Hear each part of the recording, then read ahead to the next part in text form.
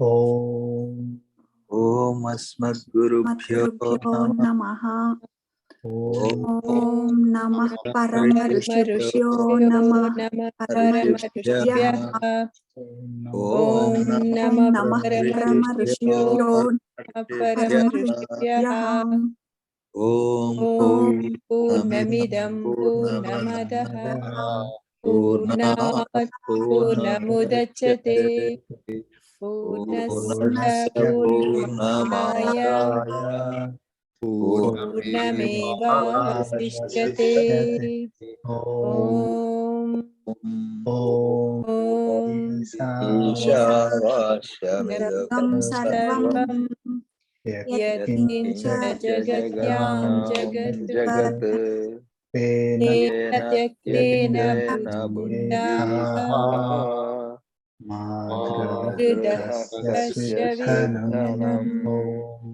Om Asya Vanshaya Samjatam Narayana Padashritam Sriman Sriman Vande Sarashriyajusam Krishnam Kamalapatraksam Punyashravanakirtanam Punyashravanakirtanam Vasudevam Jagadyonim Jagadyonim Naumi Narayanam Harim Krishnaya Yadavendraya Jnanamudraya Yogine Nathaya Rukminishaya Namo Vedanta Vedine Shri Krishna Parabrahmane Namaha Asmadgurubhyo Namaha Jai Shri Narayana. Jai Sriman Narayana. So last week we did only one sloka. 66.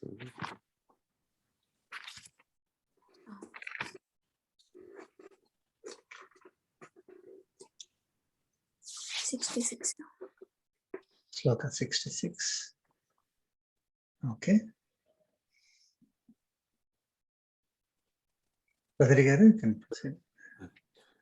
Chapter 18, Moksha Sannyasa Yogaha, Sloka 66. Sarvadharman Parityajya Mamekam Sharanam Vraja Ahantva Sarva Papebhyo Moksha Ishyami Masuchaha. Jai Shivanarana. Chapter 18, Sloka 66 summary. Lord Krishna said, after renouncing all dharmas, seek me alone as the means. I will liberate you from all sins. Do not grieve. Jai Shivanarana. Jai Sriman Narayana.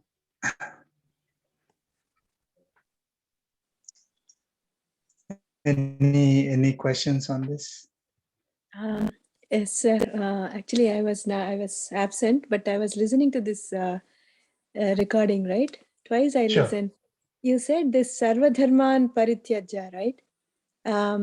As soon as when I was reading it, I thought Sarvadharman Parityajya means slowly we should be, detaching from, whatever. Even I know we need to do karmas, but slowly, detach from all those things, do very minimum what is necessary, and then spend more on Bhagavan.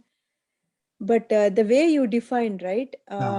You were explaining like the karmas, don't take ownership. I was a little confused about that. It's not, is it not like a detachment from worldly things, or? No. Like, is there any example like Sarva Dharman Parityajya, right? What dharmam we will renounce? Will not renounce any dharma. Okay. I mean, I know dharma is dharma. You will do everything whatever you are eligible for, you will not relinquish any of your duties at all. Okay, you will do all of them.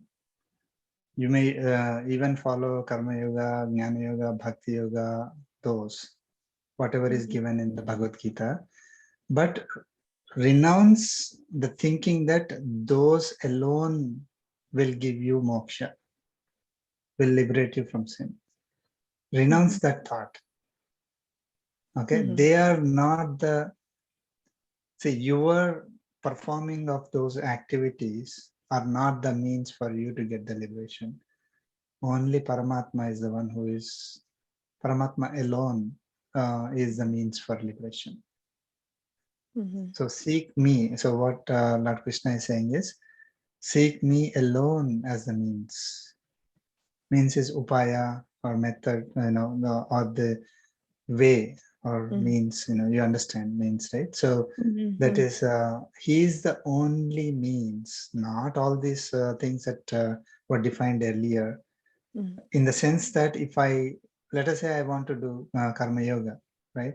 I want to practice karma yoga. My practice of karma yoga will never give me the liberation. I will practice. He's not saying don't practice them. They will put me on the path towards liberation, but will never give me liberation. It is Paramatma's grace. Paramatma alone is the means for liberation. So all these methods that were given to us are so, difficult for us. Say Karma Yoga, Jnana Yoga, and Bhakti Yoga are all interlinked. Okay, Karma Yoga leads to Bhakti Yoga, or Karma Yoga leads to Jnana Yoga, which leads to Bhakti Yoga. Or we are already eligible for Jnana Yoga, we go from Jnana Yoga to Bhakti Yoga.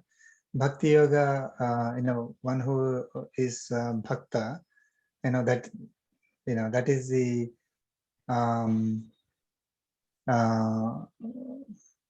better than Karma Yoga and Jnana Yoga, right? Like when you are taking the steps. So Bhakti Yoga is closer than Jnana Yoga, than Karma Yoga.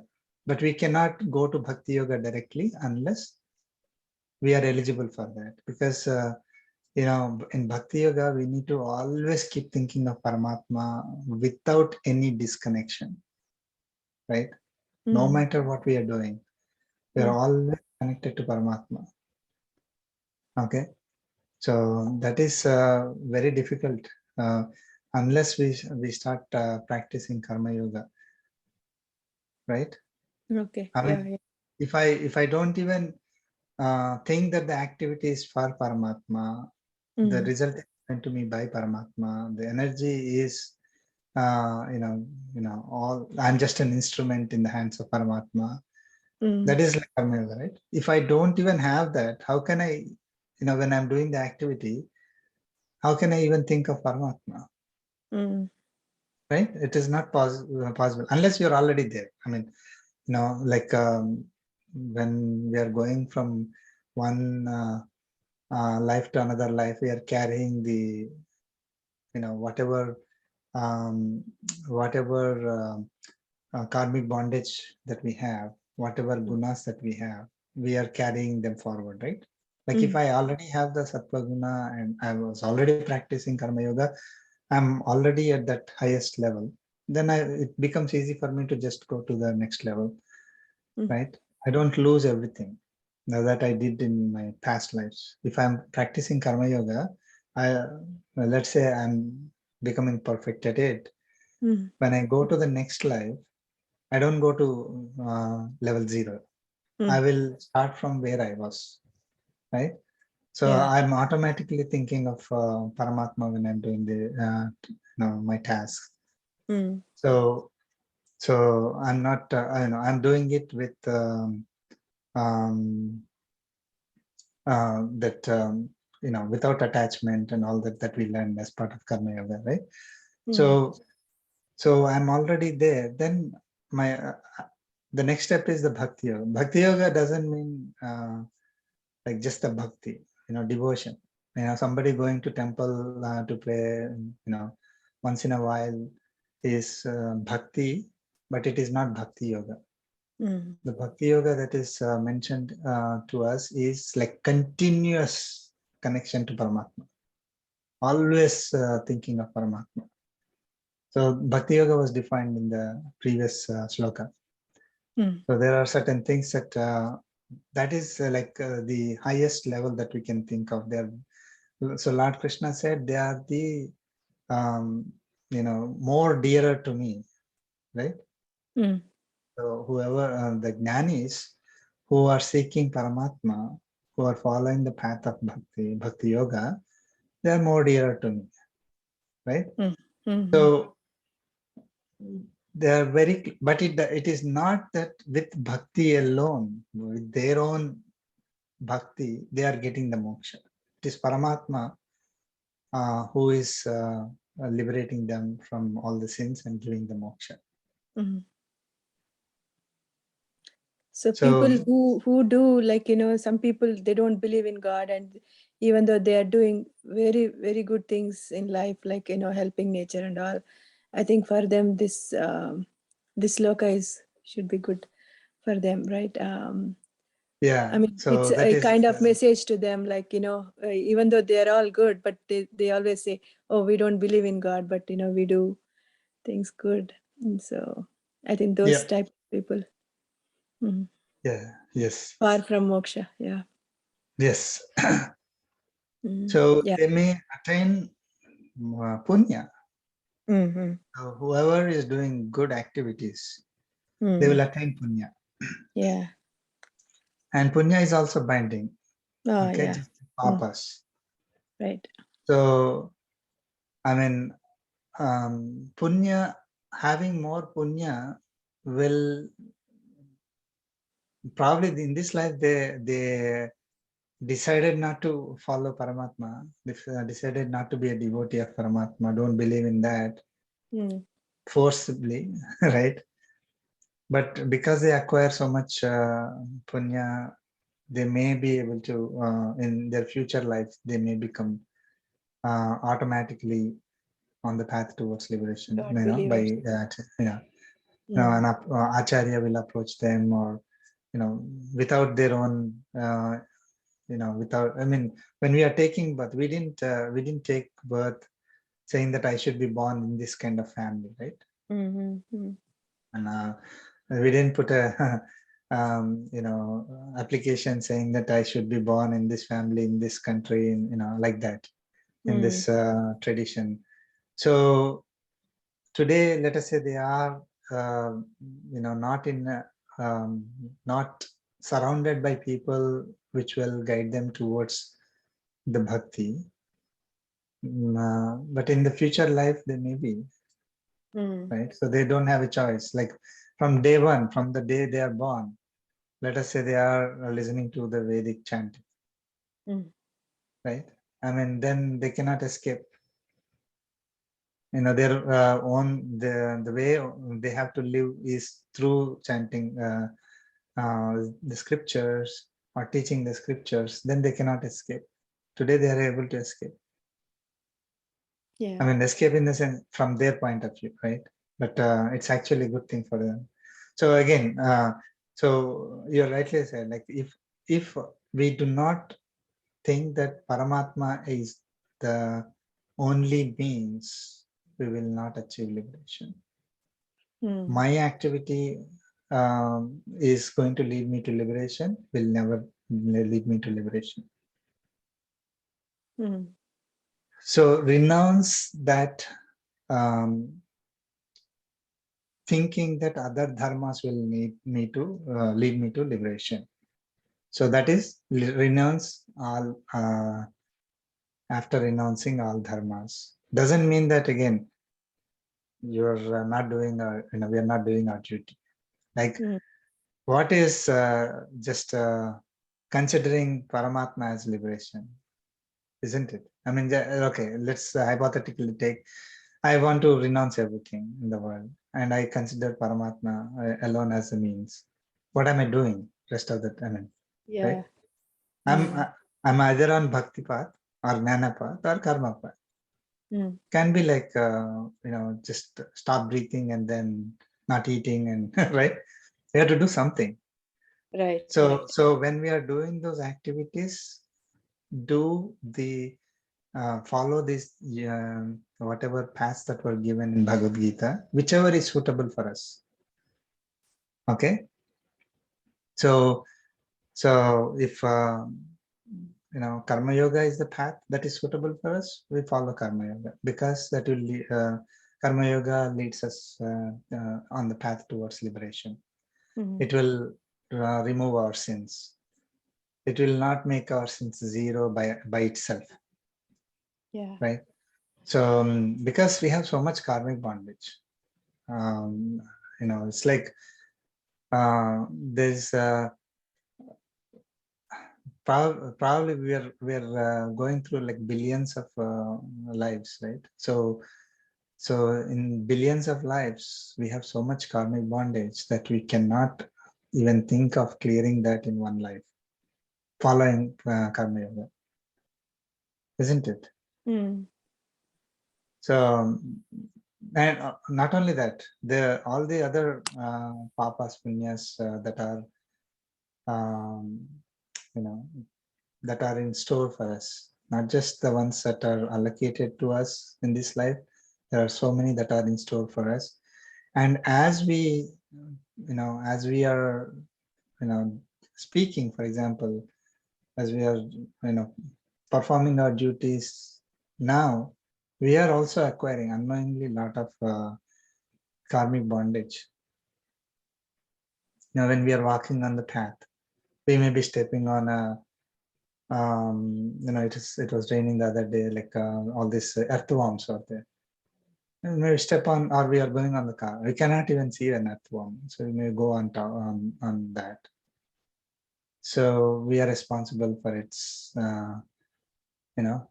life being gone. So we got a karmic bondage. So, I mean, there is a lot of things that we don't even consider that they are binding us, but they are. We may be only thinking of, oh, am I hurting somebody, or am I killing someone, am I doing stealing something? They are not the only ones that are giving us karmic bondage. The fact that we are using something and not attributing that to whoever is the rightful owner is acquiring us karmic bondage. So the people who think, oh, I'm doing all things, great. I mean, I'm doing all these activities for the benefit of everybody. I'm selfless and all that. But if they don't recognize who is giving them the energy, who is giving them all the resources, who is actually making it possible for the activities to succeed, they are acquiring papam, according to Bhagavad Gita. Because let's say I take your money and use it as my own. I claim it as my own. It is papam, right? I mean, let's say it's stealing from you.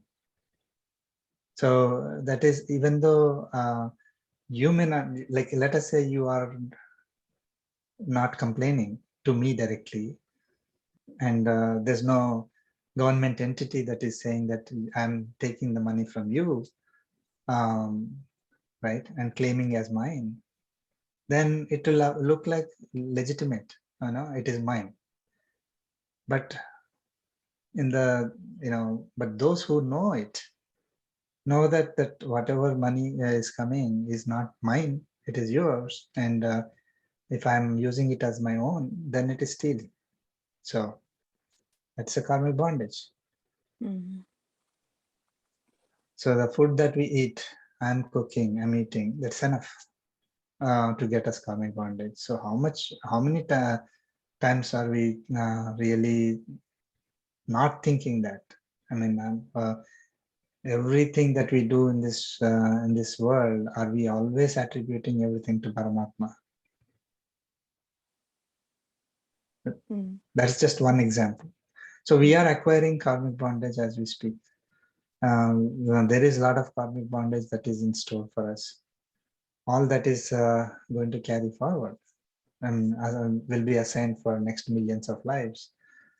So just practicing one, the yogas that are given here will not,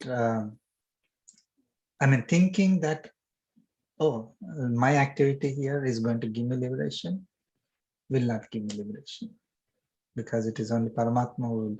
So unless we recognize that he is the one who is the only means, not our duties, not our following of all these dharmas. Okay, so renounce the thinking that all these dharmas will lead me to liberation. Seek Paramatma alone as the means. Even my seeking of Paramatma is also not the means.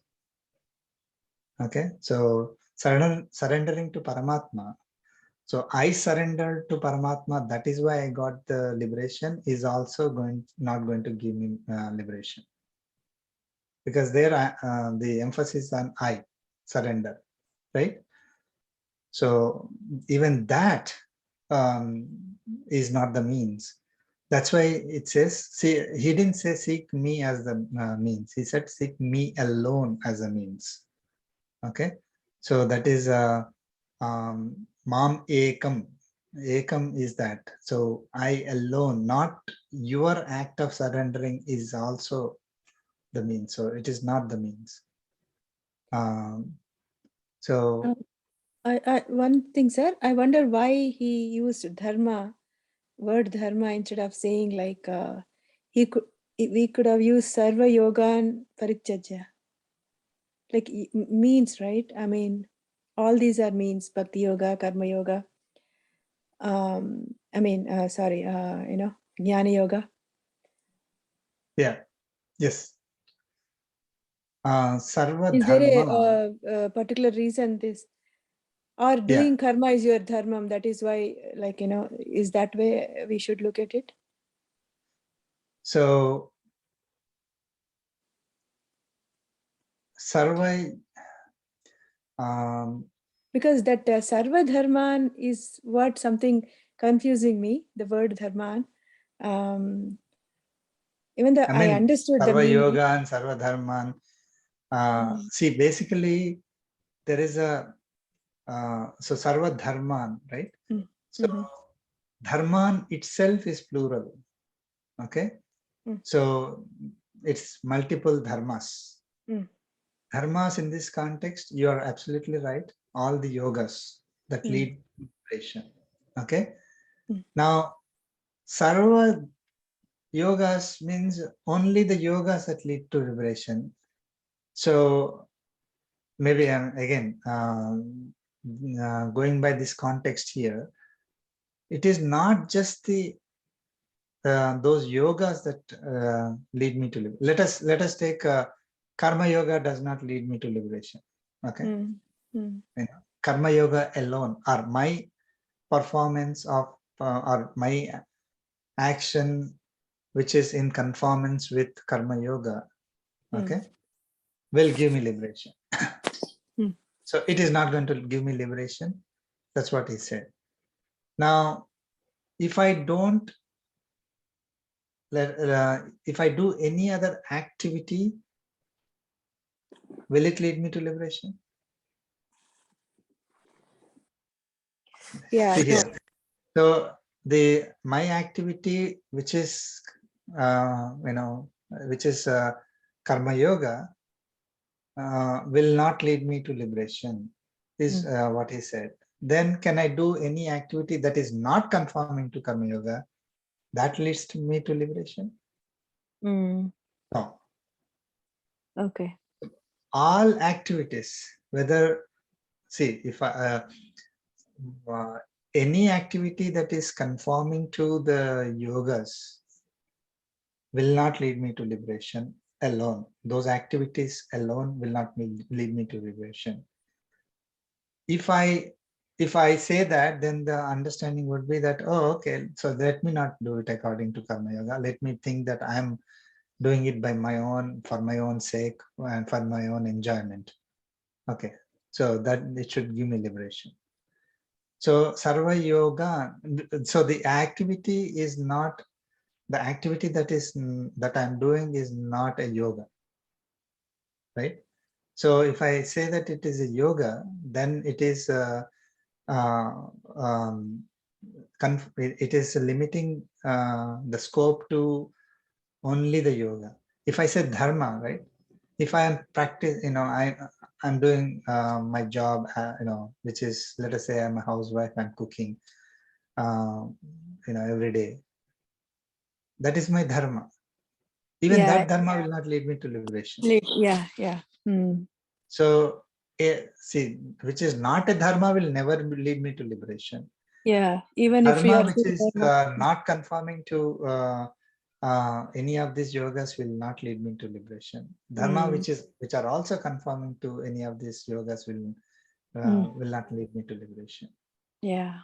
So I mean, typically dharma is what is the righteous activity, any activity. So sarva dharma is all activities, whether they are conforming to these the different yogas that were mentioned here or not. Okay, all dharmas. Adharmas anyway is not going to give me liberation. Yeah. Okay. So they will not lead me to liberation by themselves alone. Right. Yeah. It's clear, sir. Very very well now today. Thank you so much. Sure. Yeah. So this is where it was. I mean, it is so confusing. Even after going through these lectures, this knowledge, after some time it will still be confusing again. Okay, so unless we keep Sravanam, Mananam and Abhyasa, so we keep remembering this, keep listening to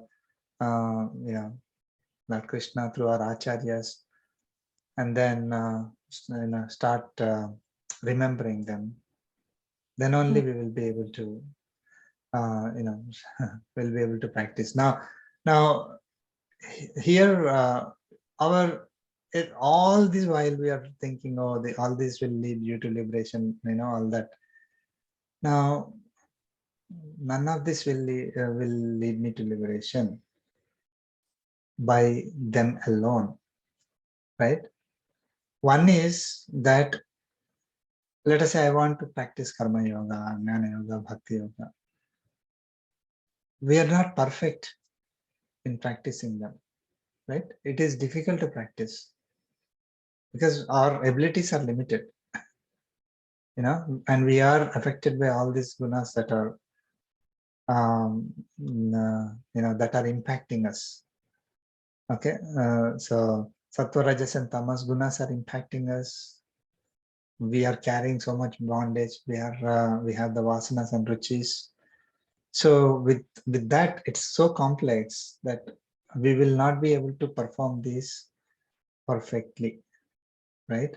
We can try, so we should not stop trying, but we can try, but those activities, that's the reason why Lord Krishna is saying those dharmas are not the means for your liberation. It is I alone, I alone am the means for your liberation.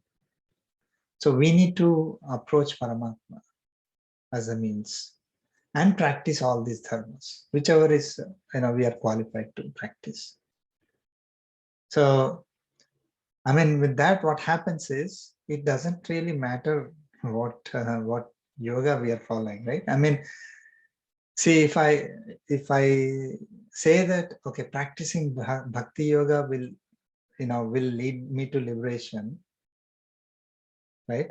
And not karma yoga or jnana yoga, then everybody will start applying to. I mean, let us take 3 colleges, community college here, and then a state university, and then a college like say MIT, okay, Massachusetts of Technology. So if I join in MIT, then I will get a, let's say, job, job that pays really well. If I don't join there and I join in a state university, that I will not be eligible for getting such kind of jobs. And the community college, I'll never be eligible for that kind of jobs, let us say. Then everybody will have to start doing, going to MIT only if they have to get that kind of a job, right? Right. But go, so then what happens is whether I'm eligible or not, I will start doing that. I will start aspiring to go there. And if I am not able to go there, then what happens?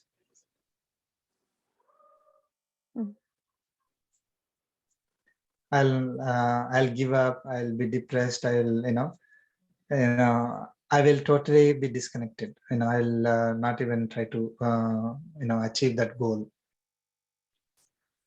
Now, no matter where you study, you are eligible to get that job. Then see the difference.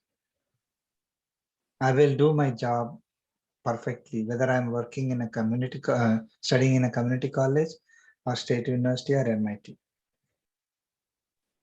And it really doesn't matter for getting the liberation. Whatever I'm eligible for, I will do that job perfectly, and it will lead me to the path, to getting the job. I'm just trying to simulate. Otherwise, what will happen is everybody will try to do something which they are not eligible for, right? So my studying in MIT alone will not give me a job. My studying in state university alone will not give me the job, or a community college alone will not give me a job. To get a job, let us say, something else that is needed. I have to surrender to the CEO of that company, let us say. Okay. As long as I don't surrender, it really doesn't matter which college that I'm studying. I'm just trying to apply to a practical situation. So if I surrender, it really doesn't matter which yoga I'm practicing. Or if I surrender, it really doesn't matter which college I'm studying. Still doesn't mean that everybody who surrenders will get a job. Everybody who approaches Paramatma will get a job. There's no such guarantee, because if there is a guarantee, then we can say that my surrenderance actually got me a job. It is not his wish, isn't it? If I simply go and give an application, write something saying that I'm surrendering to you, and automatically that person gives me a job, then what can I confirm? What can I infer from that?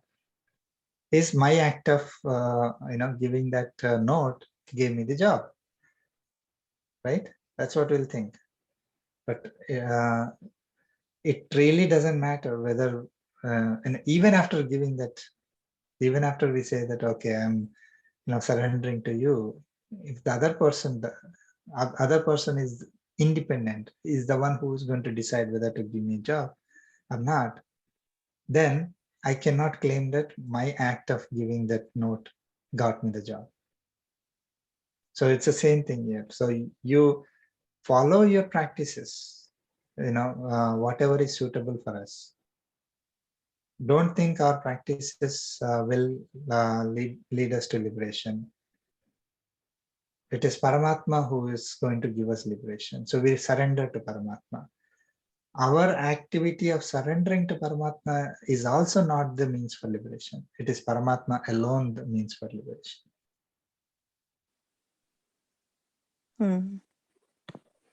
Yes, got it, sir. Thank you. Right.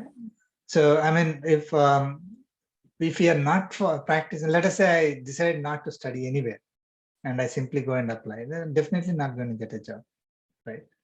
Same way, if I if I don't follow any of these practices, I'm not going to get the get liberation. So that's why here Lord Krishna was giving all these. The entire knowledge so far has been given, saying that you do all these things, you will be on the path towards liberation. That is one thing. Not only that, these are all, I mean, if you really look at it, all the principles that are given here in Bhagavad Gita are to manage our life, to be, I mean, they are the principles that will give us peace, even in this life. We're not talking about whether we get liberation or not is in his hands, okay? But the principles that are given to us here are how to live effectively here, how to be at peace with us when we are living in this world. That is also, I mean, these principles, all these principles can be utilized for that, right? So karma yoga, so practicing karma yoga will relieve us from all kinds of stress, and will not make us unhappy when things, when the results are not according to our expectations. Well, very basic things, right? So we'll not be going up and down in terms of happiness, unhappiness. So no matter what happens, we will be stable, right? I mean, so we can utilize these principles even in this life. As we practice all of them, we are also getting benefit in terms of going towards liberation.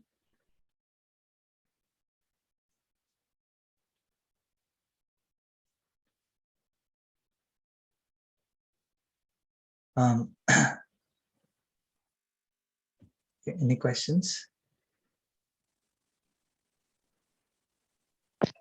It's Yes. clear. So for me, so bhakti, right? Bhakti is again understanding what's the real purpose of our life, and is the job that important? Is the growth that important? Is the career that important? Or is your son or daughter getting into a great school and getting the best job in the world is important, right? So with keeping all that aside, right, assuming that they're all the entities, materialistic entities, we're attached to that level, only to that certain level, and then coming out of that, and then surrendering, meaning just thinking about God all the time, right? When we are playing role play in the office, right?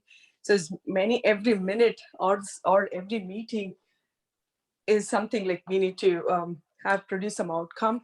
The output may be impacting people directly or indirectly, in a wrong way or a good way, right? So we continuously accumulate that karma, right? And then even if I'm not saying Krishna Krishna every minute, I'll be thinking, oh, hey, God, help me with this mess, Krishna, please help me, right? Every time I'm surrendering you, this is just my job. I'm playing this role. I want to get over that. But again, my confusion is, how do we really bring everything together? Because it's a continuous accumulation of the karmas, right? And I can go to the temple or volunteer or help a few dogs who really need some help, right? I mean, there's tons of help is needed outside, right? I can spend some time, but again, I'm just thinking, what does surrender mean, in other words, right? What does bhakti mean, in other words? And how do we really imply, is my question. If we don't give up anything other than the basics, right? Be that just owning a home itself is an accumulation, right? We really don't need it, honestly, right? So I think many places and say, okay, you know what? No matter what, like you said, you stamp on the earthworm, and then you commit to some karma, right? You go to India, you just walk by a dog on the street, looking at the puppies dying. The dogs are all dying, kicked, the animals are hurt. It's an insane deal we see, right? And then if we walk away doing nothing, I'm thinking about my flight time, I'm thinking about other things, what chudidar I can buy, right, in that time. So it's continuous accumulation of the karmas, right? How do we kind of resolve this? So can I come back to Krishna and say, Krishna, please, I'm asking Kshamapana, right? And then I saw all those things today. I was not able to do anything. I'll continue to do maybe, but please forgive me for everything. Can I ask that to Krishna? Yeah. I mean, see, if honestly, if you do not have the ability to take care of things at that moment, right? There's nothing you can do, right? So there are a lot of things that are out of our hands. We surrender to Paramatma to say that, I mean, that is where the difference is. Surrendering means we consider him as the one who will take care of us. It is not like I am taking care. If I am not able to take care, I'm going to forgive. I'm asking your forgiveness. So we have to always think that he's the one who is taking care of us. Okay, he is the one who is taking care of all. From that, it is. I mean, it is a shift from I am doing this, with my own. Of course, the abilities are given by God, is what we may have, but still I am thinking that I'm doing these activities. I am the one who is helping. I'm the one who is donating. I'm doing the service. If I don't do the service, then something will happen. So there, that is from we are still having I focus. Okay, surrender means you will take care of me. I don't, I can't even take care of myself. How can I take care of something else other than outside me, right? So that is what is surrender. Just falling on his feet and saying that you are responsible for everything. Whether you want to keep me today, don't want to keep me today, whether you want me to help somebody, not help somebody, it is all your wish. But the choice remains in us also, right? Some of the choice. Now that is where the thing is. So choice remains there. So if, let us say, you are walking by and you have the ability to support, you have the ability to help, then if you totally surrender to Paramatma, then you will not think of anything from your point of view. So if you are able to help, you will help. If you are not able to help, you surrender to Paramatma, so you will not even feel that, oh, I could not take care of it. Okay. So, I mean, if I am thinking that I should have taken care of it, it is still I am doing things. That is still like I am holding on to stuff. I can take care of myself. That should completely go away. Surrendering means I cannot take care of anything. It is only Paramatma who takes care. Okay. So whether, he, as I said, right, whether he, gives me something, doesn't give me something, it's all his responsibility. I have no responsibility at all.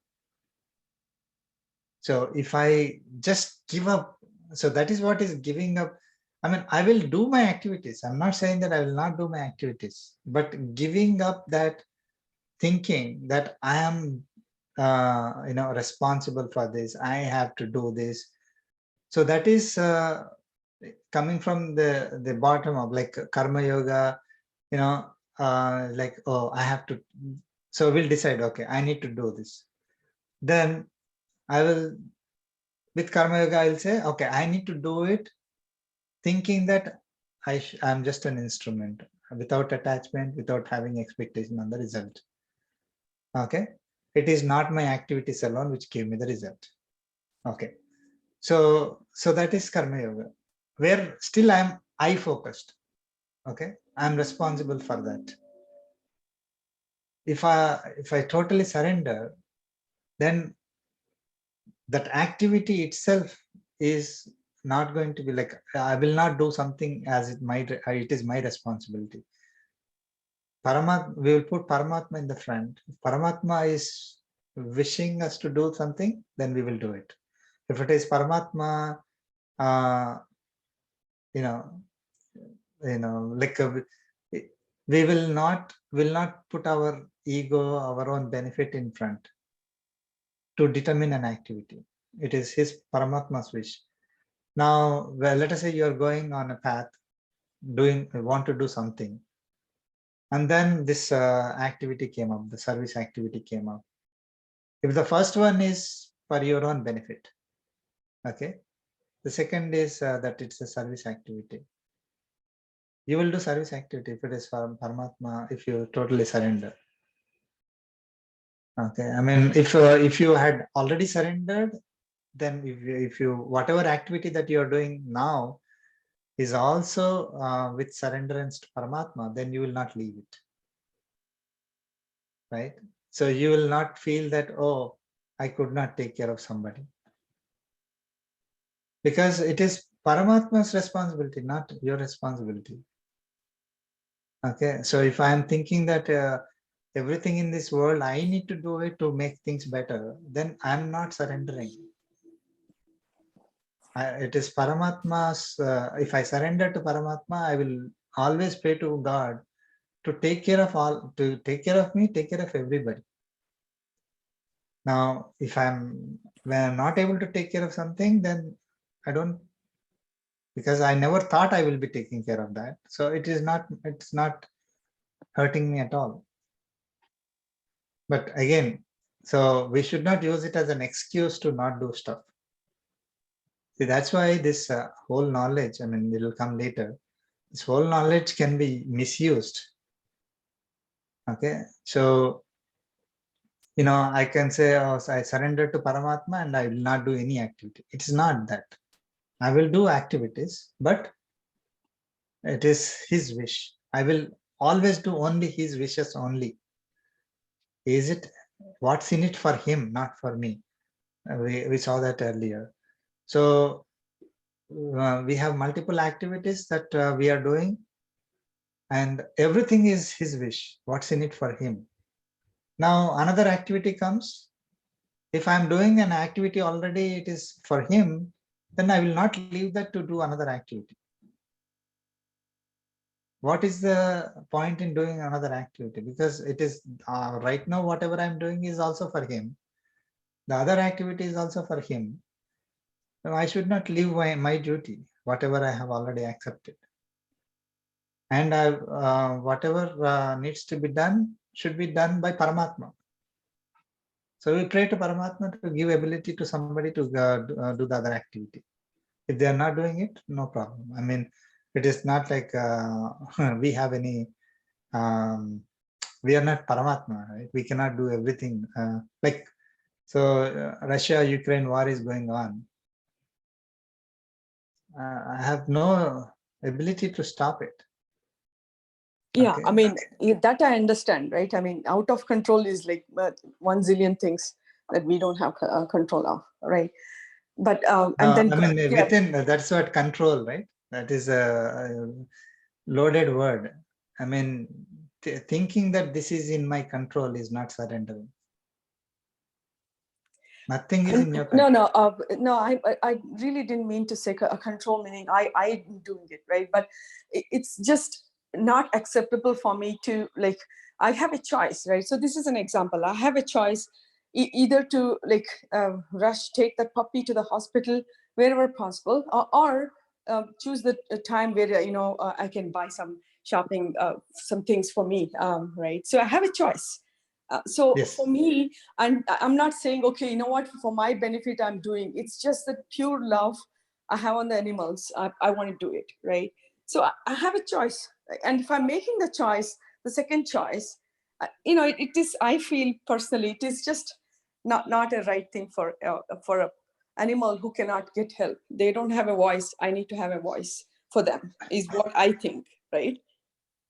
And then I cannot have a closure that night, saying that, hey, Krishna, please, this is your problem, not mine. Although I made a mistake, I can I'll surrender to you completely. I'll donate the same something to something, or I volunteer somewhere. Maybe then I'll feel better, right? Or I should just think, I'm asking the question, right? So should I just think, you know what, that puppy had a karma, some karma that, it had to go there, and then I was just witnessing that karma. I happened to be there at that time.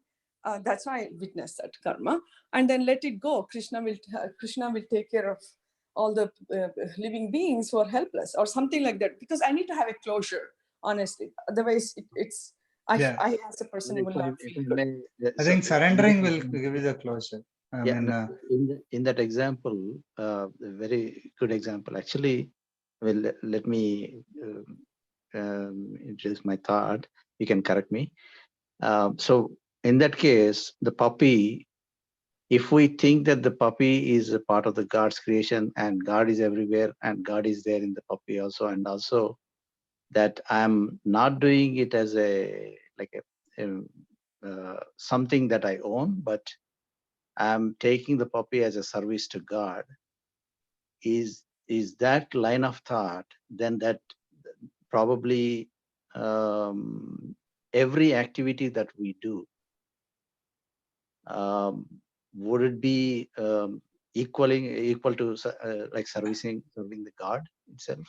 Like if we have that line of thought that I'm not doing this out of my own self-interest or my own out of my own ability, but I'm serving this animal which is part of the God's creation, and I'm doing it as the opportunity given to me by God. And maybe every minute of the day, if we start thinking like that, probably are we living continuously in the bhakti path? I mean, we are practicing karma yoga. If that is the, yeah. So every minute of the day we think and attribute everything that we do either as an ability given to me by God, or doing activity for something that is around me, which is part of the God's creation. Right? Yeah. Okay, that's karma yoga. Right. Yeah. So I need not have bhakti towards God to do this, right? And every activity I'll do a service to God, right? So there is I mean, as I said, right, all three are interlinked.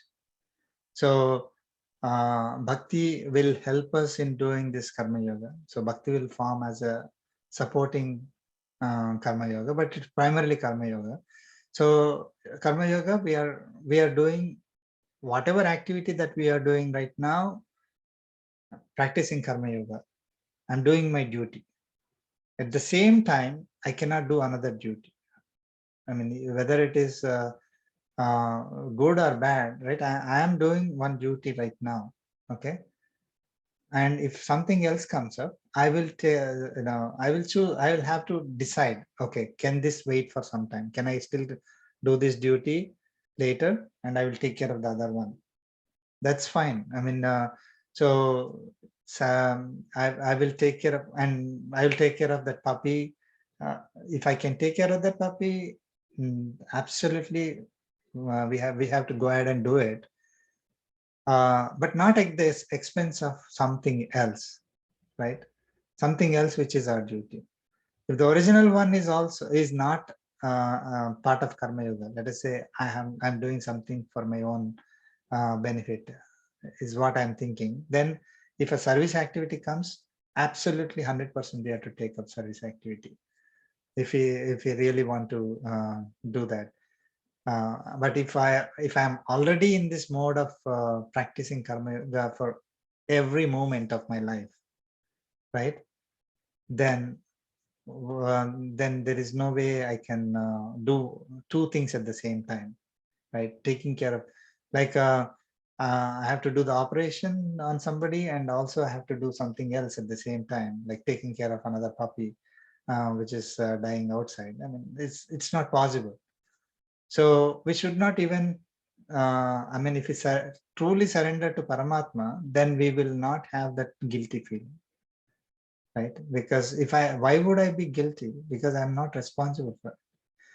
So at the same time, we should not use it as an excuse of not helping others.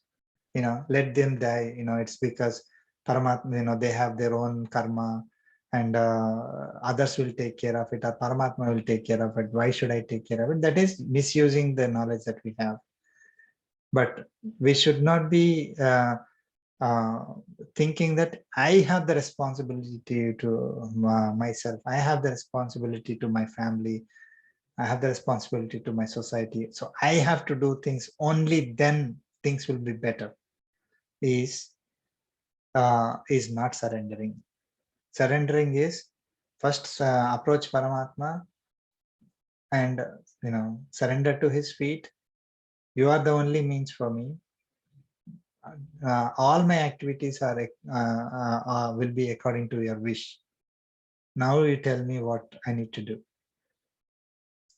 These are all the things our scriptures have given us according to our varnashrama. These are things that we need to do. We continue to do it, okay, as his wish. So yeah, maybe you are going to, thank you, sir. You're going to discuss the example that you shared, that video in a bit, maybe, right? But again, this is the same thing, in other words, right? That guy, I don't know if anybody has watched, maybe you need a background for that. Yeah, let me just share that. Yeah. It's a good point to see the video and discuss. Where is it?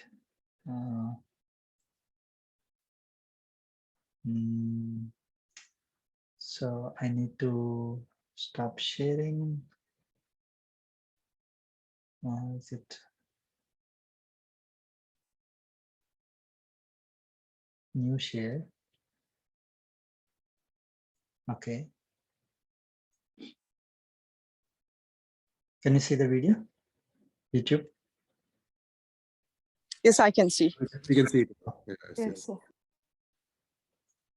Okay, I took out the captions. Okay, let us watch. It's only 2 minutes. Tell me if you cannot hear the voice.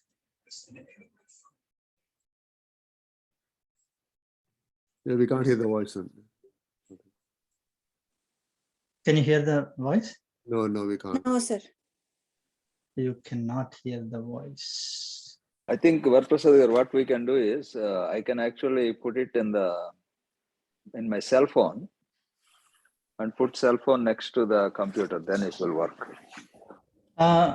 What about if I do? So let me do that. And it will work. Oh, okay.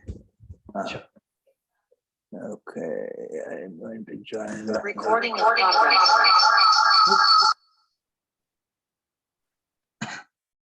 Can I try one thing? If I just so let me. Yeah, I can put it here. Can you hear me? Can you hear the voice? Yes. Yeah, we can hear the voice only. Yes, we can. We were able to before, not now. Oh, okay. So one moment. I need to just move the microphone. Real life Spider-Man.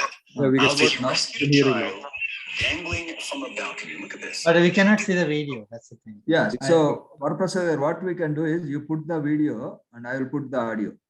Okay. No worries. I think it's coming now. It's working now.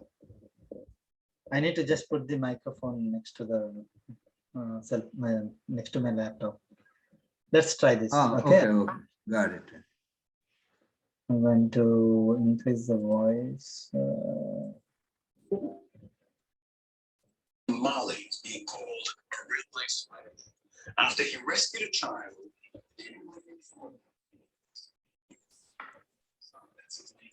It's not coming, Andy. Voice. Oh, it's not working. No. Let me see if 1 second. Audio. Let me see if the device share sound. What is that? Okay. Can you? I'll try. Molly is being called a real life Spider-Man. Now it is. Oh, okay. There's a button there. Okay. An immigrant from Mali is being called a real-life Spider-Man after he rescued a child dangling from a balcony. Look at this. You can see Mamudu Gassama, that's his name, scaling 4 floors, pulling himself up from balcony to balcony until he makes it to the 4-year-old and pulls him to safety from midair. I'll just give you a moment to get to that point.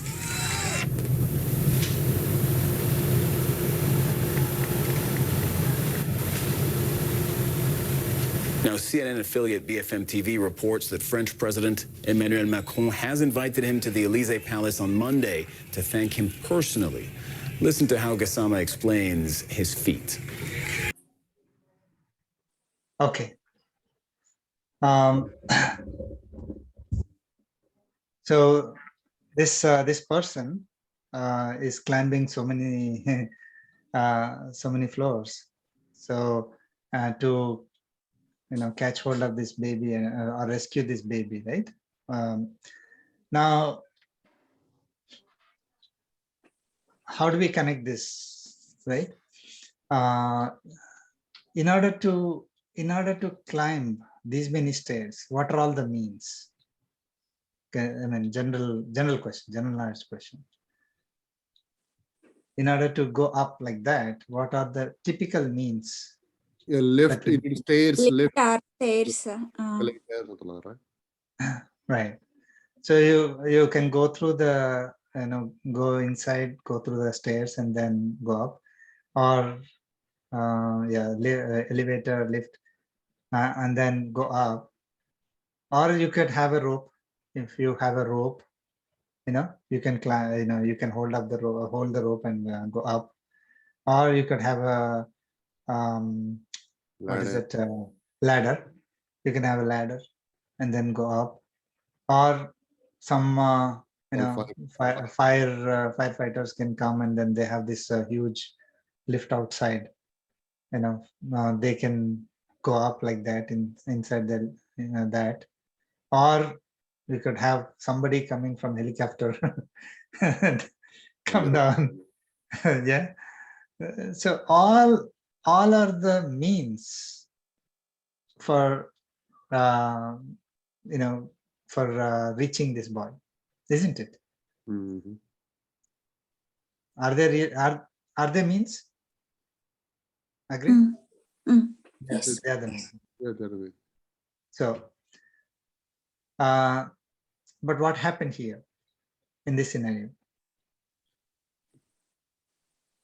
Climbing is also a means, of course, but it never occurred to us. But climbing is also a means. Now, there were people actually, if you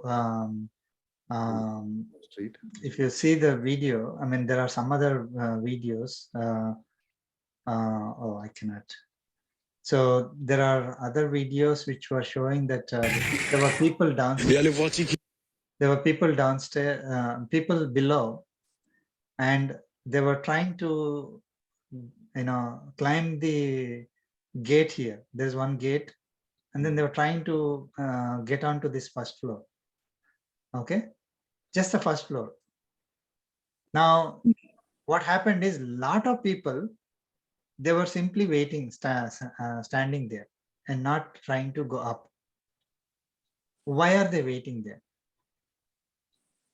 Because they were waiting for the means. They were waiting for a ladder or a rope or something, for fire engine will come or something like that. They were all waiting for the means to go up. They did not completely surrender themselves. I mean, this is the connection that I'm making now. So, anyone has any thoughts here? I mean, like, we are trying to see how this is connected. Now, anyone has any comments before I proceed? Questions or thoughts? Again, so again, going back to the puppy case, it's me. I'm just thinking that somebody will see and then help the puppy, right? Similarly, the others are seeing, they're waiting for the means what that means is time is not really, they're not, this sense of urgency is less, right? Than understanding that they're trying to understand the means at the cost of time. Time is everything in this scenario, right? Yes. So, yeah. the Yeah. So decision is here, really that's a very to- good point. Yeah. Yeah. Go ahead. No, you go ahead, sir. Yeah. So what is happening is, so we have learned, I mean, all these people who are down, they have learned all the means to achieve a particular goal, like going to the 5th floor. Okay. Now, none of them have those means at that time. Okay. So they thought these are the only means to go up, like having a ladder, or having a rope, something like that are the means to go up. And they were trying to look for that means. They were trying to running around. Oh, can I get a ladder? Can I get a rope? Can I do something? Can I call the police? So these are all the means they were running after. Okay. None of those means are taking them to the goal. Like if they had waited for long, the boy would have fallen, right? So they were more focused on the means than focused on the goal. Okay, that's the first thing. Now they are not eager, so that's the point that you made. So they were looking for the means, and I will do that activity according to the means in order to achieve the goal. They have no eagerness, okay, to go to the top. I mean, they don't have eager, of course they are, I mean, we cannot say that, oh, they were not willing to save the boy, but not eager to save within the time. That's the second thing. So the means don't become important. The eagerness becomes important there. That should drive us to whatever action that we can take, not look for the other means. Whatever means we have at that moment is what we can use. Don't look for the means that you don't have. Okay, so there's no rope, there's no ladder. There's no point in trying to get a rope by the time the time is up, right? So, or call police, and then by the time cops come, then again time will be over. So if we put that analogy to ourselves, right? Our eagerness to achieve Paramatma in this life is the means. He is the only means. Okay, I mean, our focus is on Paramatma. So this particular person, the focus is on the boy, not on whether he can climb, non-climb, how much height it is. Probably he never measured, right? Did he measure before getting onto the stage? No.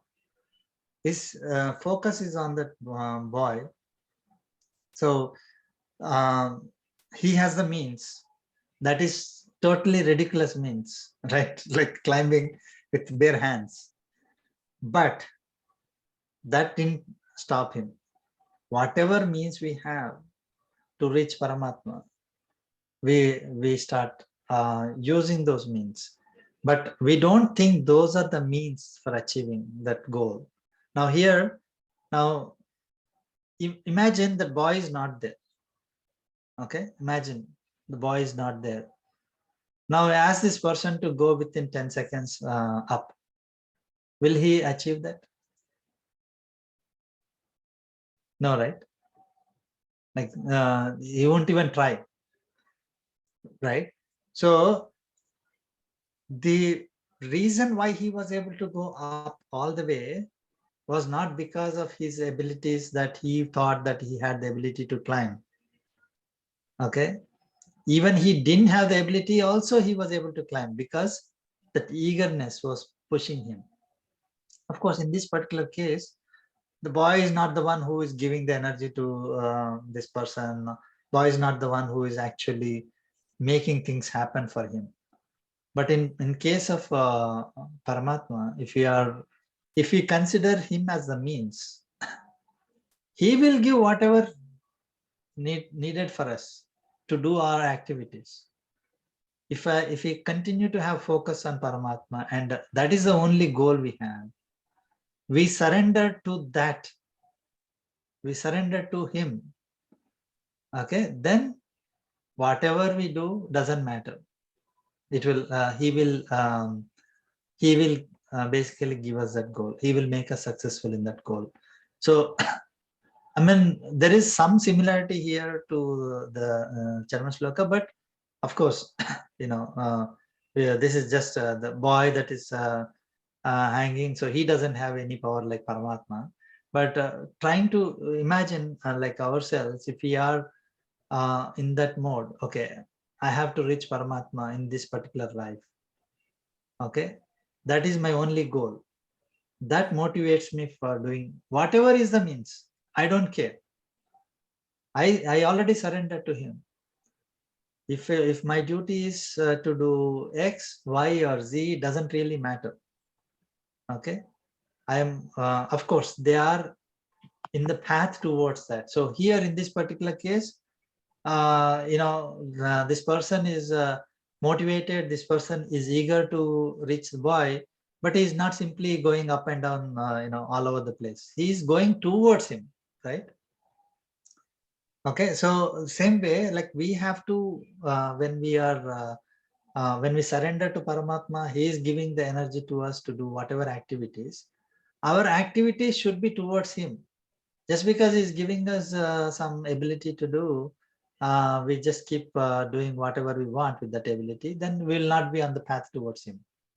He will not be able to give us the liberation, because we are not, we are ourselves not interested, right? So if we surrender, we do the activities that are leading towards him.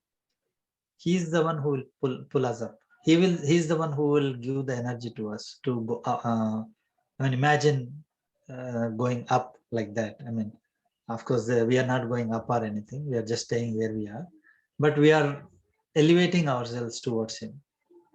Assuming God is, up somewhere up, but he's not. God is there everywhere.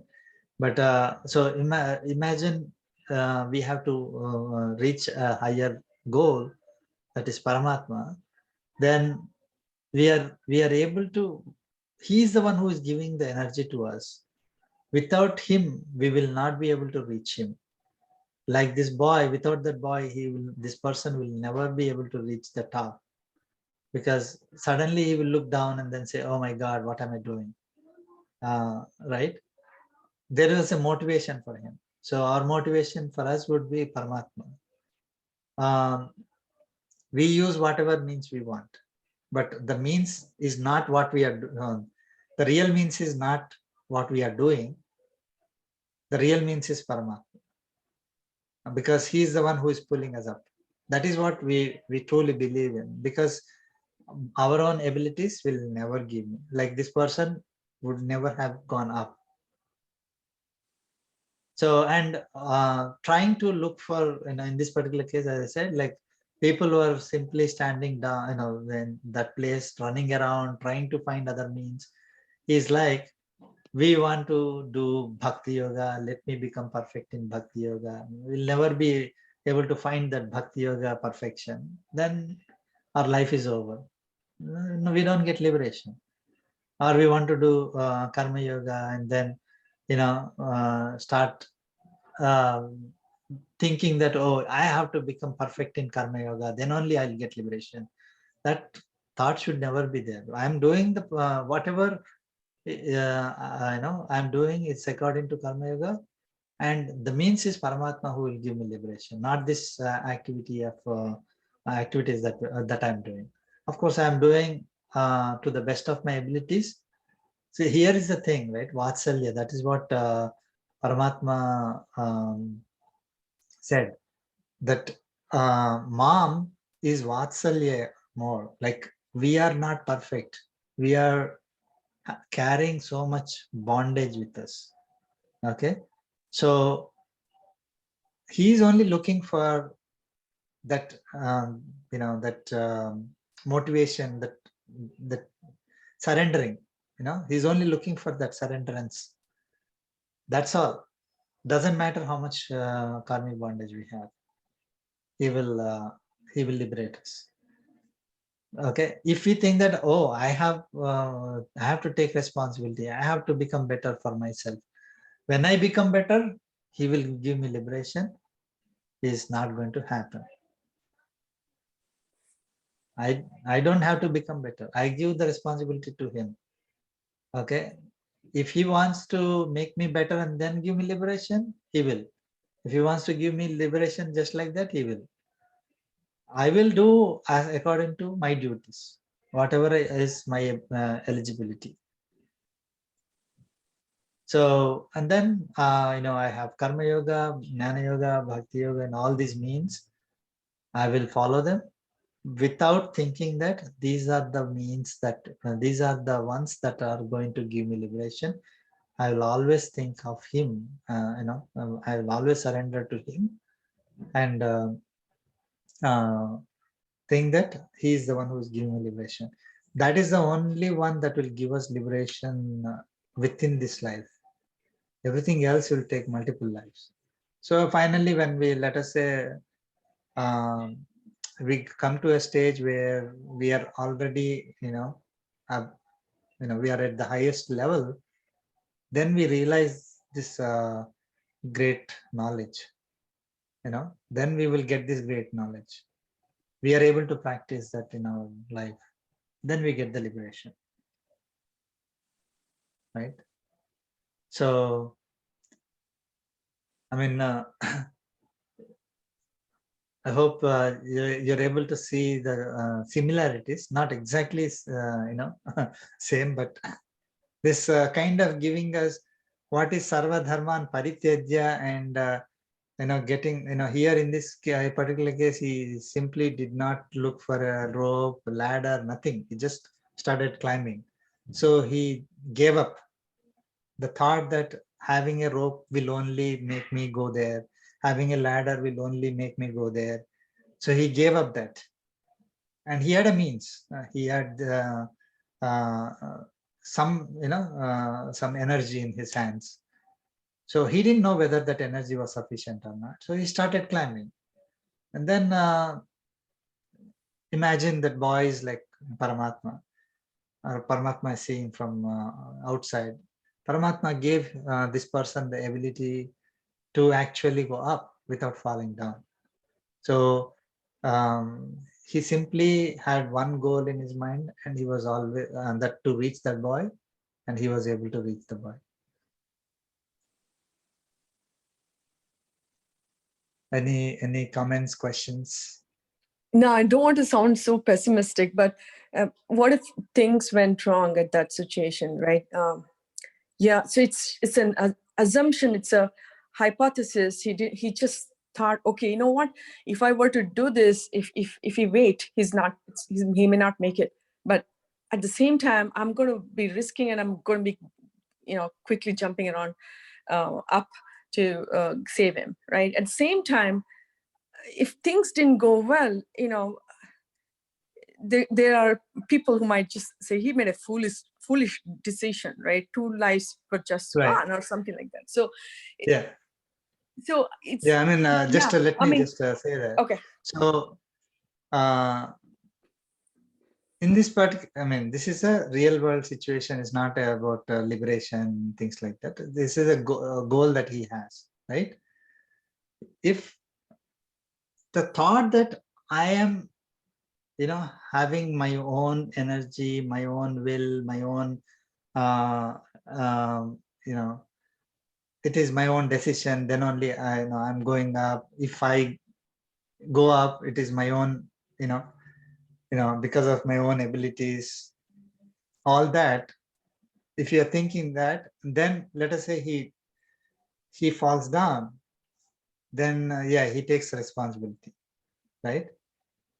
But if I have, I am just doing whatever duties I need to do at that moment. I need to just go up.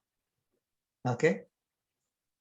If I go up, great. If I don't go up, it is it is not my problem, right? I mean, I'm just doing my duty. See, this is where the success or failure concept comes.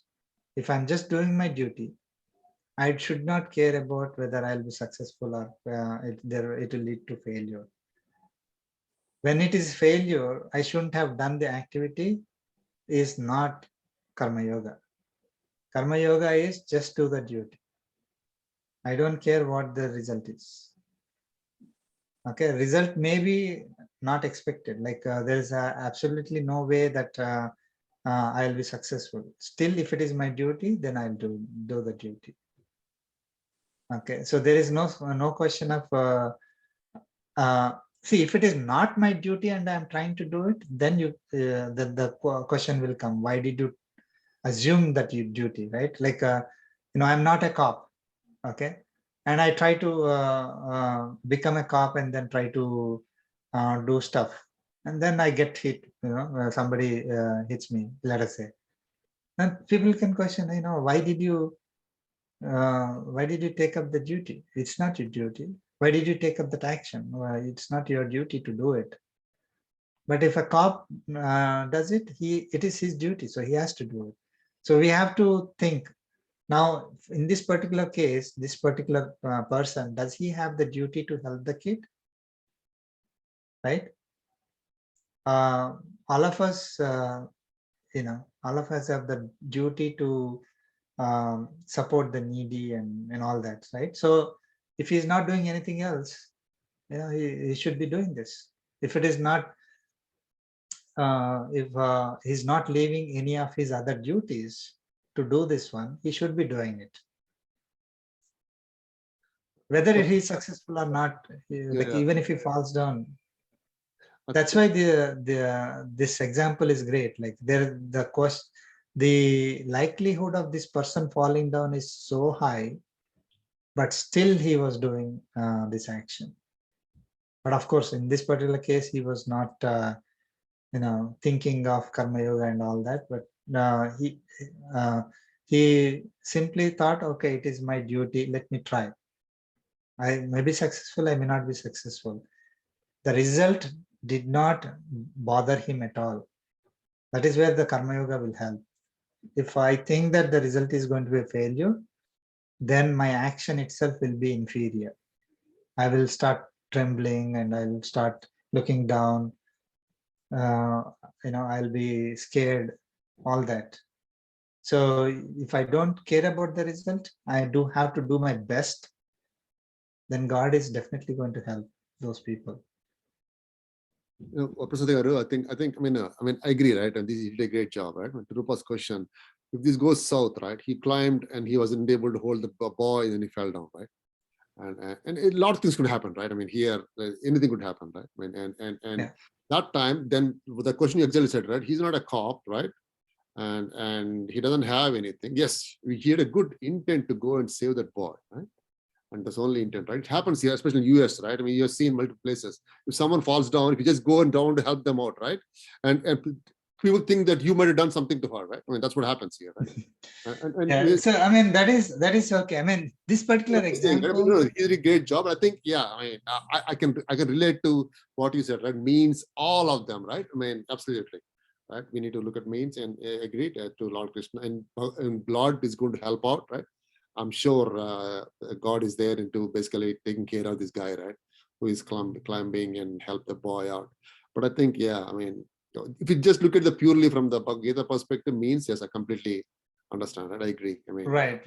I mean, we are not going into the other aspects of it. What if he falls down? What if something happens? What if other people blame him? Those will be there. I mean, those are all, again, those are the results that we are talking about. I mean, when we are doing our duty, there's a duty, there's a goal. That's it. Okay, we have to look at it that way. Now, the goal has multiple means, right? In this, as we can see in this example, there are multiple means. Now, people like there is always a question that comes to us, like when we think of the means to get liberation, karma yoga, jnana yoga, bhakti yoga, and all this. right?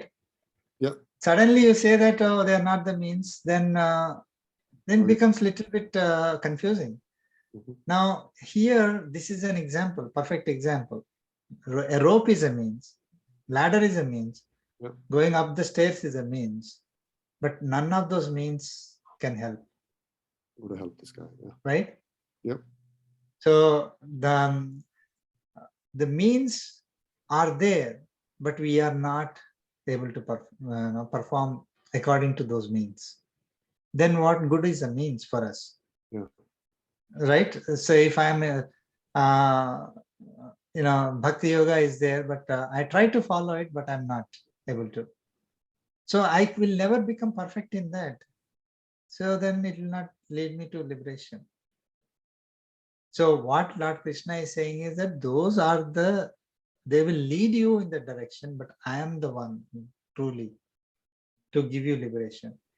So now we may not be perfect.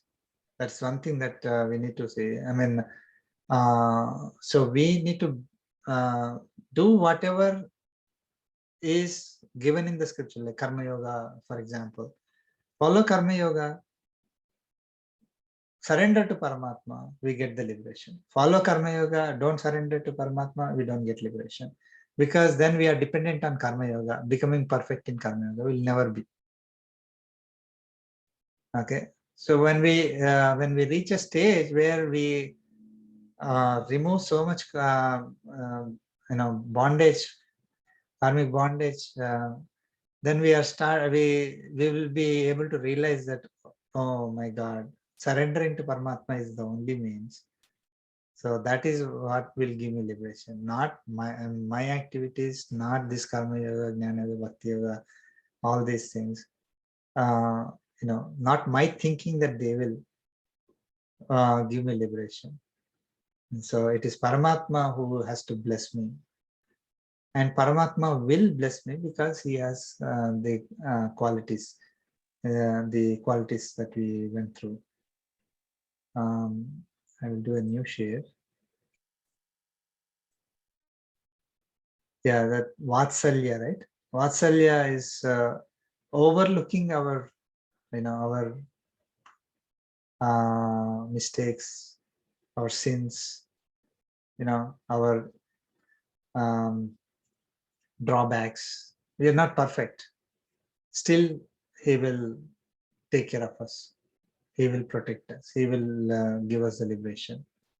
He will not say that you have to become perfect in Karma Yoga, then only you will get liberation.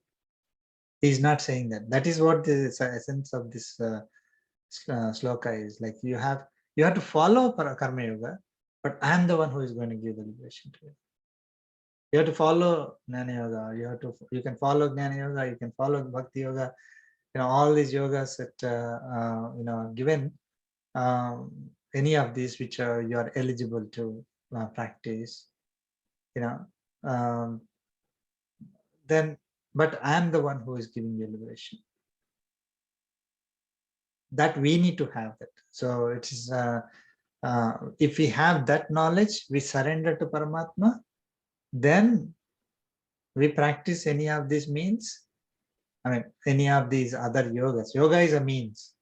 Yoga in this particular case means, right? So they are the means that were given earlier, but the only means is Paramatma. So just like those rope and ladder and helicopter coming or fire engine coming to help the baby, they're all the means, but they will not help us. When the situation that we are in, it is only Paramatma who is going to help us. So that if you have that, then the means will come automatically. I mean, whatever means, it doesn't really matter. Like this guy who was climbing up the stairs, he got the energy to climb with bare hands. Or there could be some rope that we may find, or some ladder we may find, or something like that. But those will not become the means. But Prasad, can this also be compared to Gajendra Moksha, where finally only Paramatma could help the Gajendra. Yes. Yes. Yeah. Surrendering. So surrendering example, perfect examples.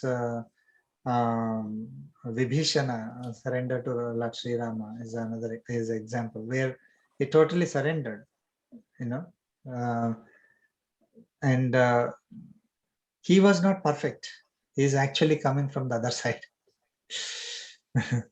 And everybody else said you should not accept him, right? Sugriva, except for Lord Hanuman, everyone else was kind of saying that no, don't accept Vibhishana into our camp.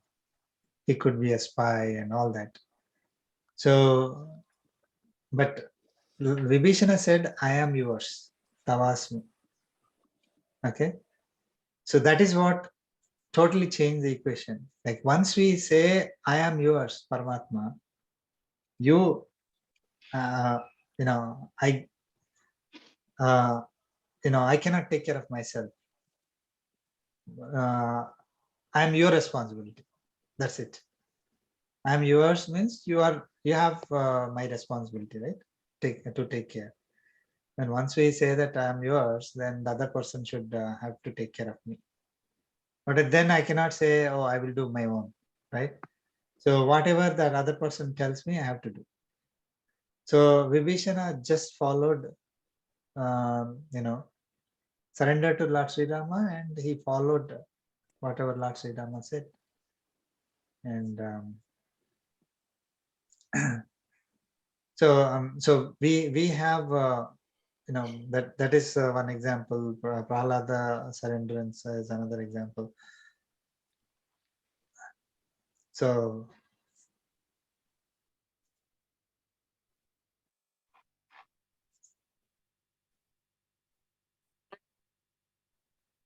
any questions and thoughts before we proceed? I just remembered Hanuman, Paramabhakta Hanuman's Jayanti today. Oh, very good. Please.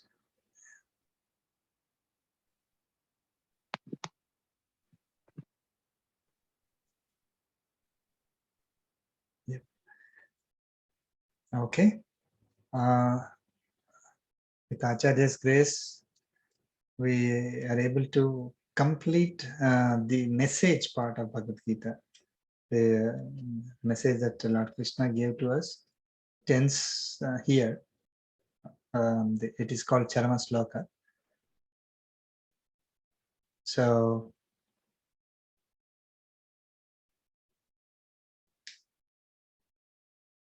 this is the final ultimate means to achieve our goal. I mean, this is the only means or the final ultimate means to achieve the goal. Achieve our goal. So that's why it is Charama Sloka, last. Now, of course, if you look at the Bhagavad Gita, this is where the message of Bhagavad Gita is over. Okay, so Lord Krishna's instruction to us in terms of reaching our goal is over here.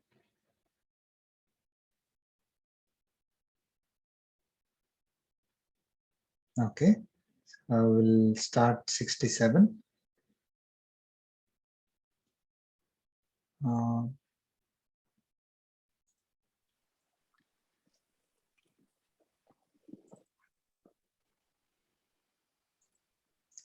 Can you see the screen? Sloka 67. Yes, sir. Oh, okay. no, I think it's Yes.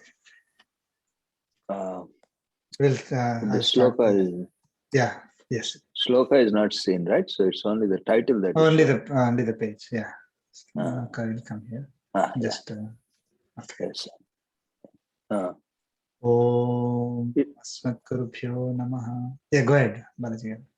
No, the sloka I know. After chanting, probably you will move to the sloka. Yes. Yeah. Thank you. Krishna Rakshatno Jagatraya Guruhu Krishnam Namasyamyaham Krishne Namarasatravo Vinihataha Krishnaya Tasmai Namaha Krishnadeva samuthitam jagadidam Krishnasya dasosmyaham Krishne tisthati sarvametadakhilam He Krishna samrakshamam. Deshimanarayana. Let's chant sloka 67.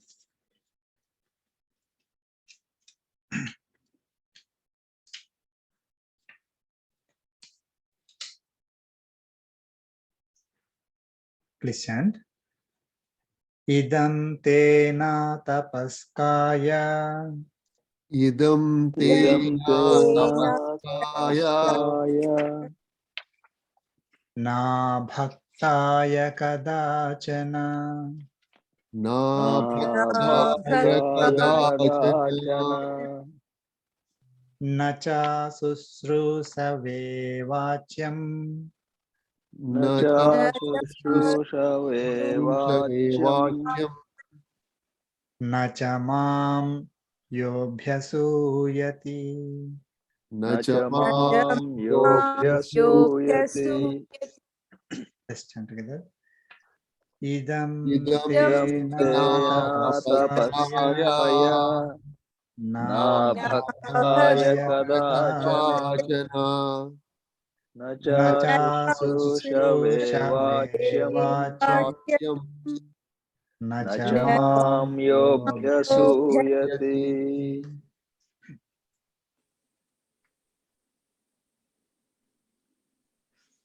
So after giving the message of Bhagavad Gita, so he's saying idam, so this most valuable secret.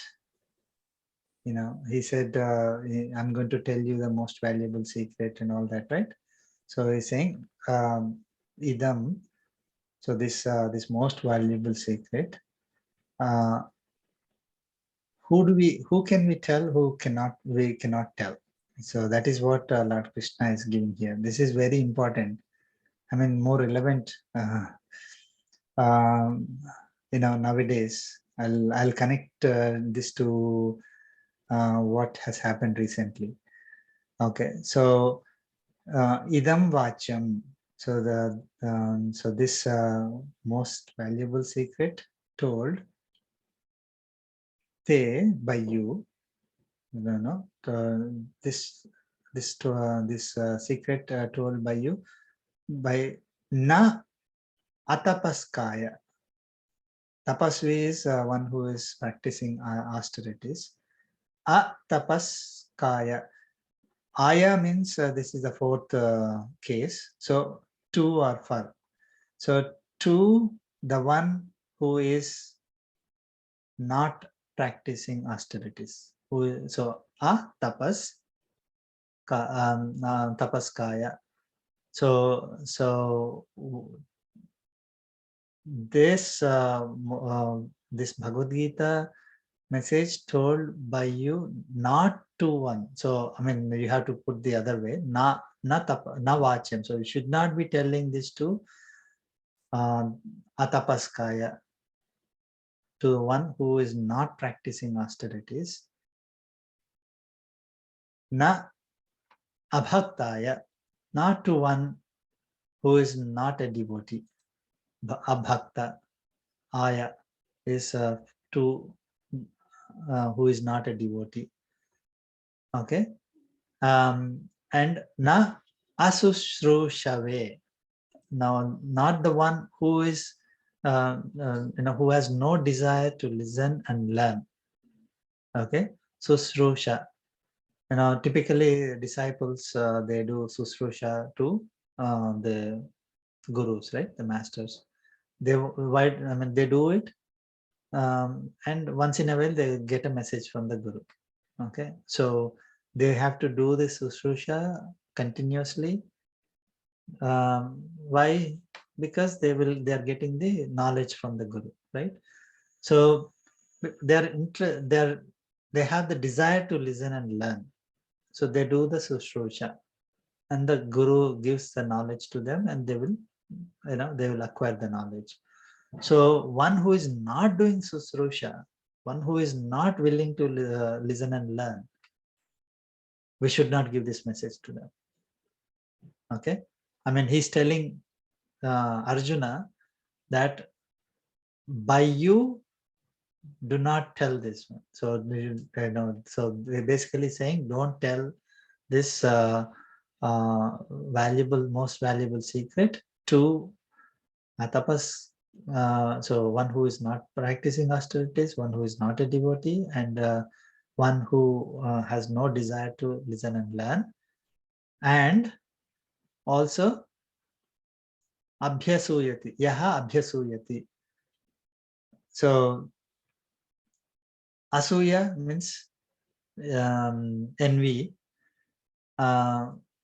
So basically, Lord Krishna said, you do not, he addressed Arjuna as anasuyave, right? So because you are not having that envy that I'm giving you this knowledge, right? So envy is not like, I mean, here abhyasuyati means it is going beyond that envy, like one who is hating, who hates or who ridicules, who mockingly vilifies Mam, that is Lord Krishna or Paramatma, one who is hating Paramatma, one who does not like the good qualities. Well, let us say when we talk about God, say as part of this, when we say God has all these great qualities, this is his nature, these are the qualities he has, they will find fault with those qualities. They will start ridiculing, they will start applying they'll basically, the bottom line is they hate Paramatma. One who hates Paramatma, one who is mocking Paramatma, his nature, his qualities, his greatness, then we should not give this knowledge to them.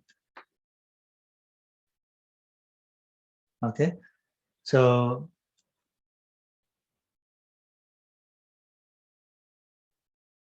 this knowledge should not be told by you to one who is not practicing austerities, one who is not a devotee, one who is not listening and learning, who is interested in doing, one who is not interested in learning, and one who never to one who hates Paramatma.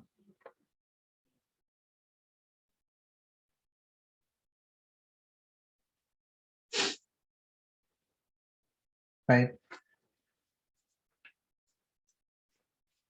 Why do you think so? Anyone? Why did Lord Krishna say this?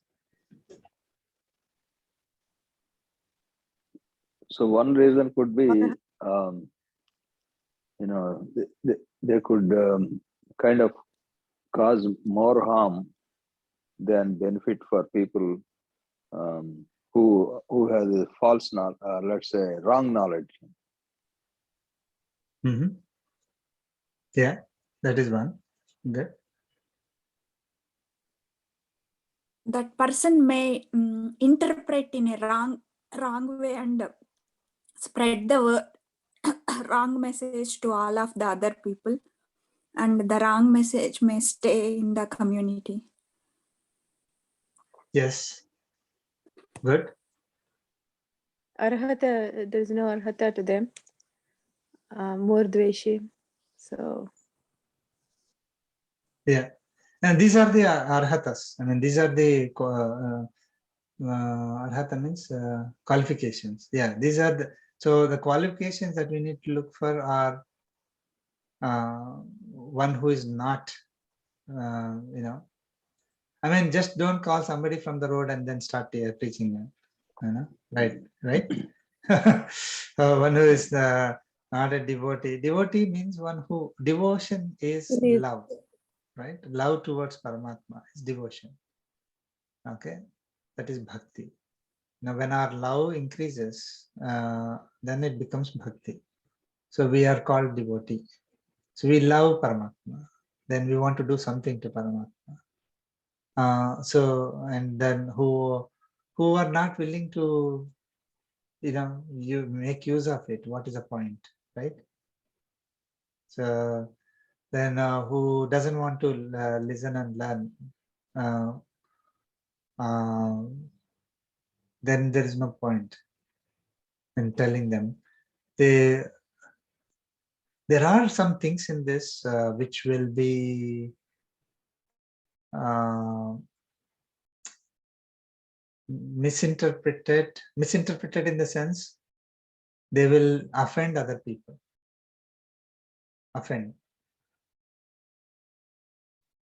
And just thinking, right? Like one of the principles here is that I am the only one who gives you the results through any devata that you are, that you are practicing, that you are praying, right? So, or through any means, but I am the only one who is giving you the result, and I am the only one who can give you the liberation. Okay, so let us say this message that I am telling that Lord Krishna is the only one who gives the results to us. Okay, and I'll say that if you are practicing, if you are praying to others, still the result is coming from Paramatma, Lord Krishna only. Right? Lord Krishna is avatar of Paramatma.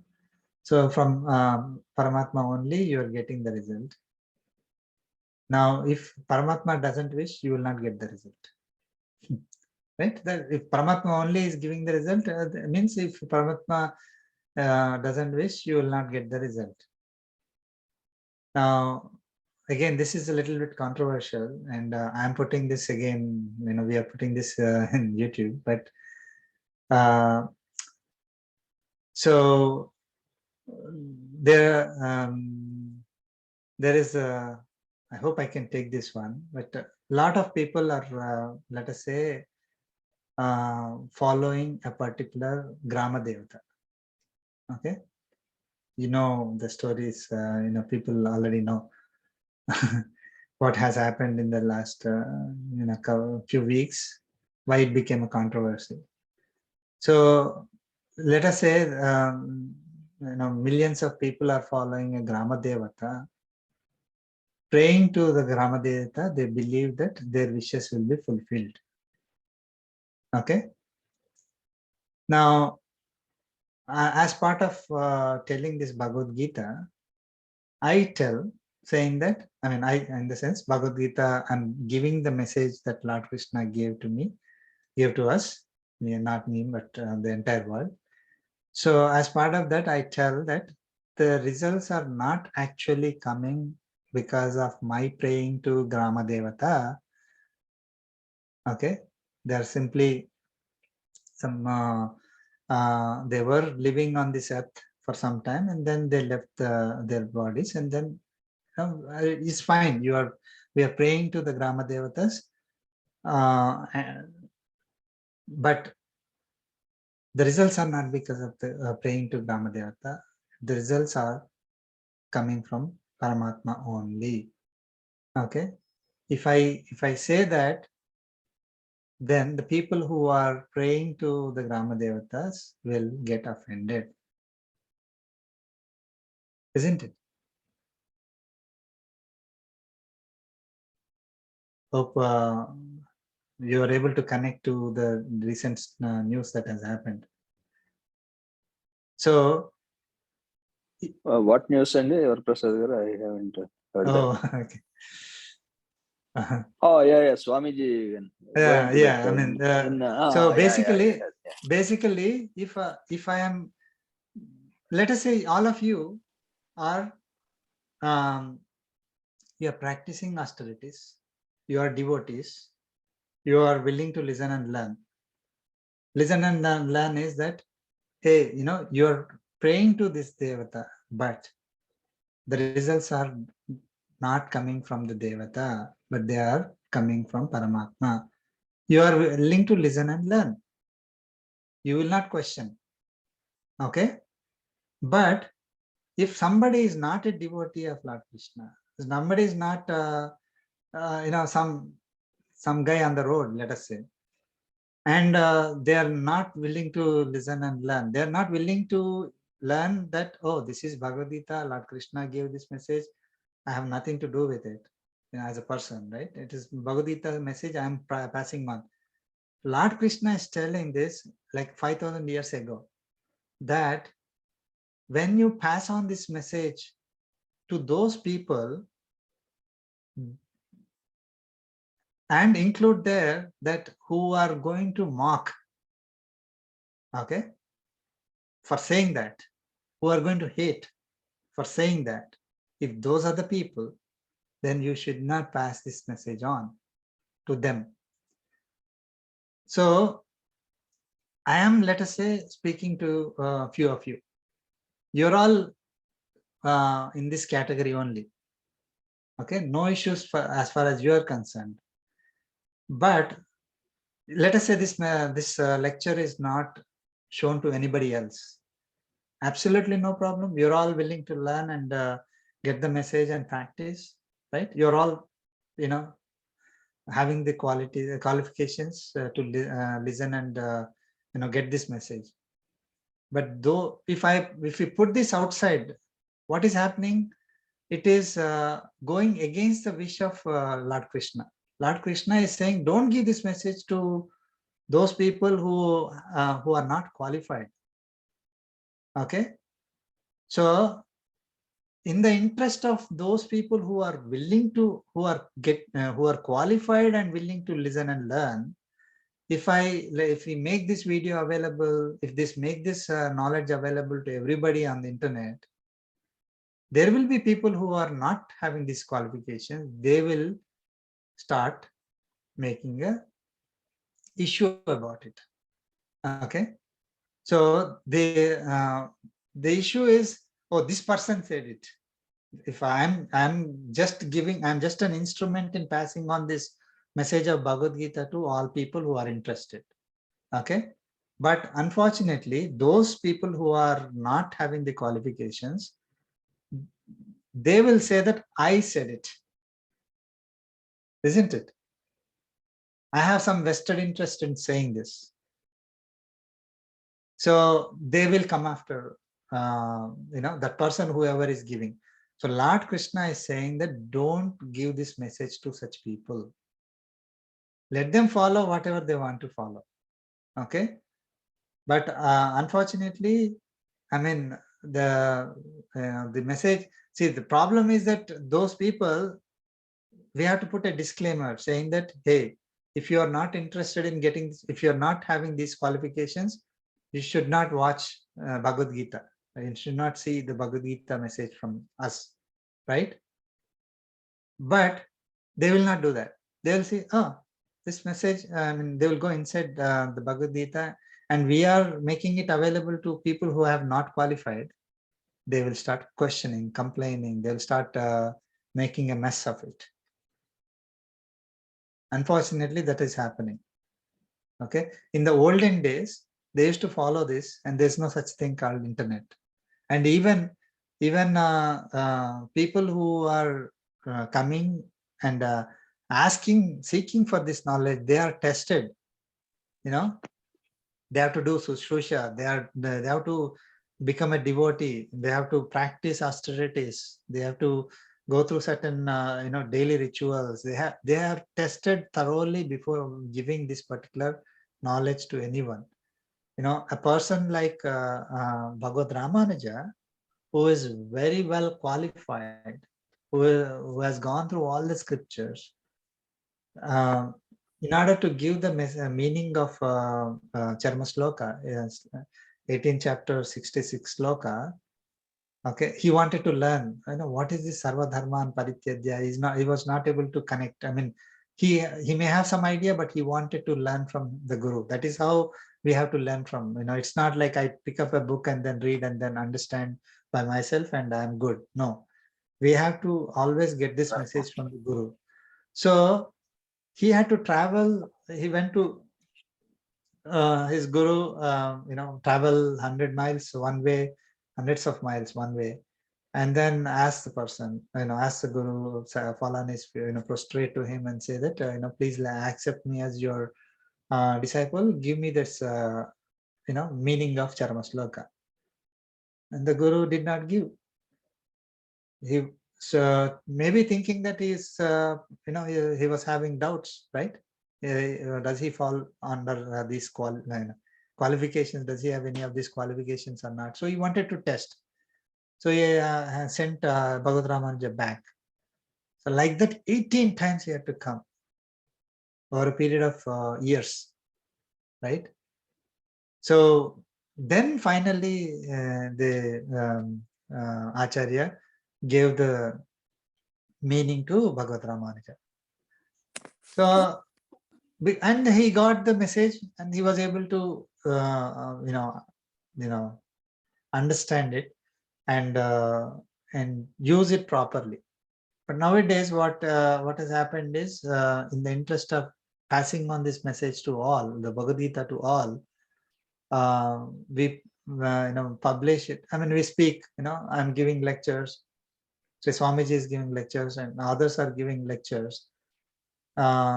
And then somebody will, take a snapshot in the middle of the lecture and say, "Hey, you are saying this.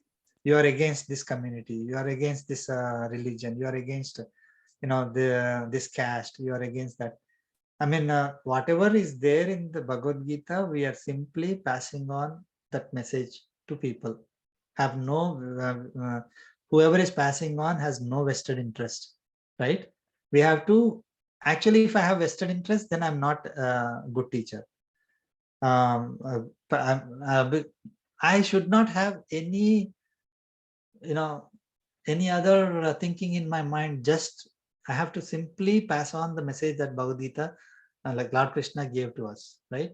I mean, if I change it, thinking that, oh, if these people will get offended, that those people will get offended, then I'm not passing on Bhagavad Gita. Then it is spoiled. Message is spoiled, right? So then people can question me, saying that, oh, you said it. Yes, in that case, if I change the message of Bhagavad Gita, then it becomes my own message.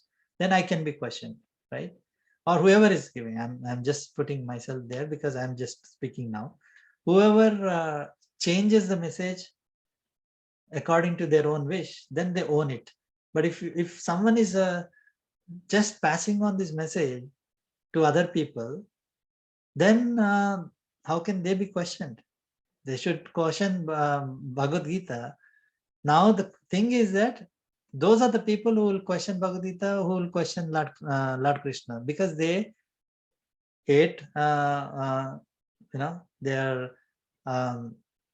having asuya. They don't like Lord Krishna, they hate Lord Krishna, they don't want to get a message from him, thinking that he has some vested interest and all that, or somebody has simply written that scripture and then passing on the message to people. So such people will always find faults. Okay, so it is better not to give this message, give the message, not just 66 sloka. The entire Bhagavad Gita should not be given to people who does not have these qualifications. And this is the first. Yeah. Sorry. So see, we may actually do that sometimes with the idea that, some people may not have exposure to that, or, their vasanas are preventing them. So we just want to give people a chance. And is that okay, Andy? See, even in our group, actually, we added a lot of people. Of course, very few people follow this. So it's a thin, I would say, sensitive line balance between actually encouraging people to, for example, listen to Swamiji, pravachanams and all of that, and validating this before we even invite somebody to the group.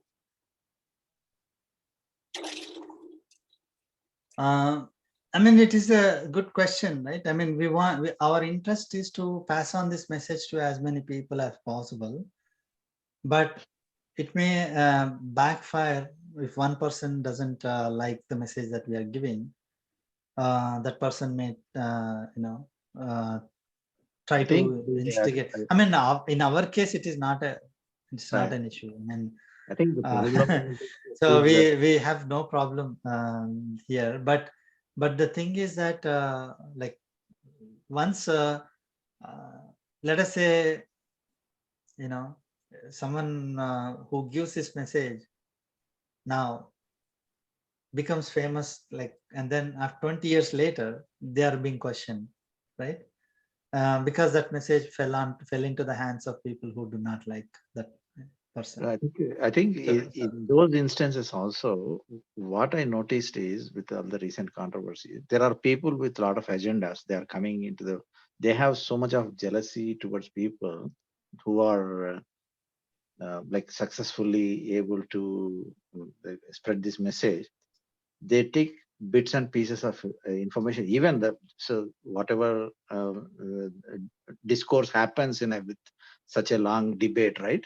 Everything comes out good. But if somebody picks just a small bits of audio bites, always they can project it whatever they want to.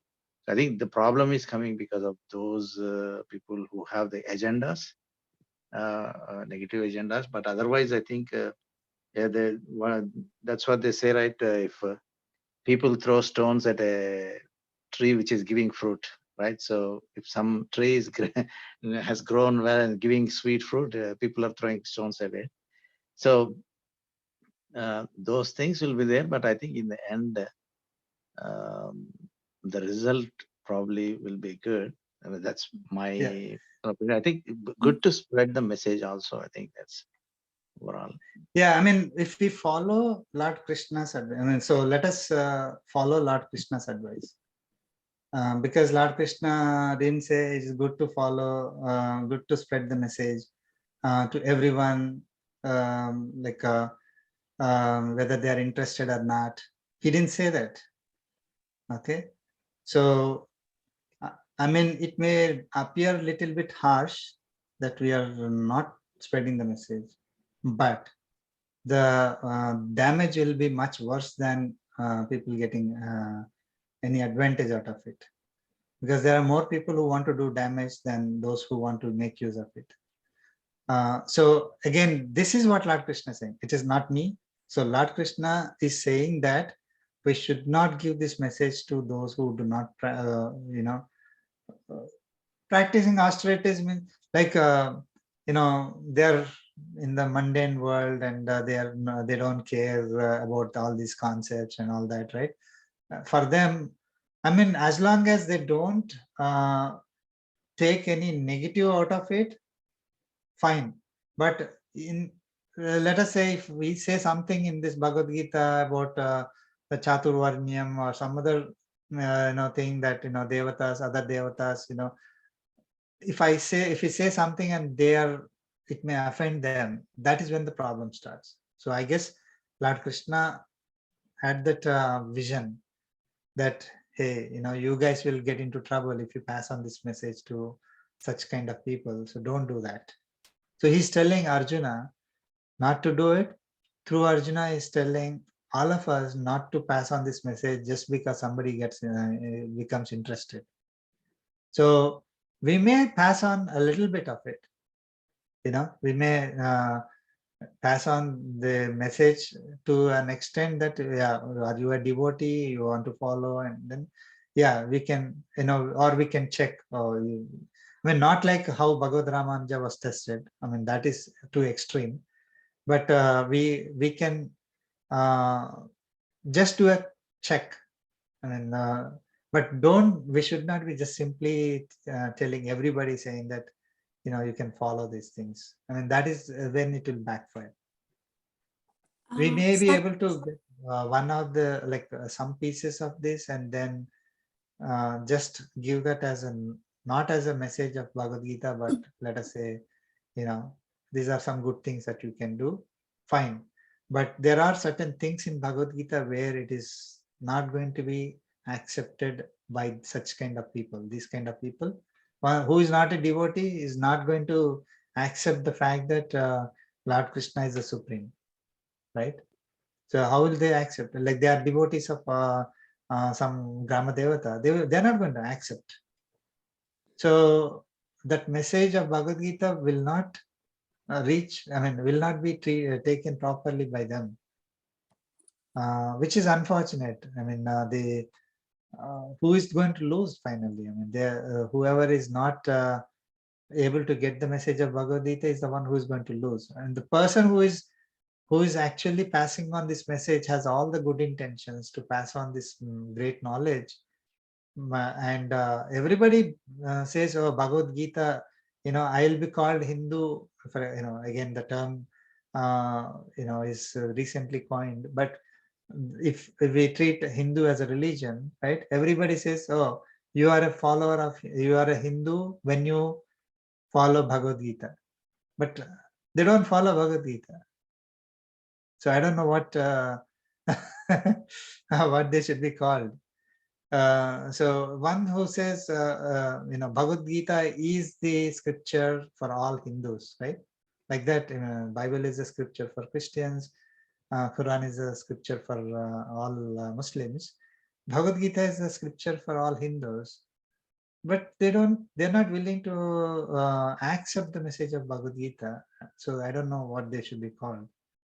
Anyway, so those who are interested in listening and learning, who are devotees of Lord Krishna, Lord Krishna in the sense, who are devotees of Paramatma as the supreme God. There is only one God. Those who are devotees of that one God, who is the creator, protector, and he's the one who is dissolving and creating, as a cycle. So believe in that and all that. So that we are devotees, we love that Paramatma. We want to do things to that Paramatma out of love, not out of fear. And then we are practicing austerities. So we are following our duty properly, So in that case, then yes, we should be giving this knowledge to those people.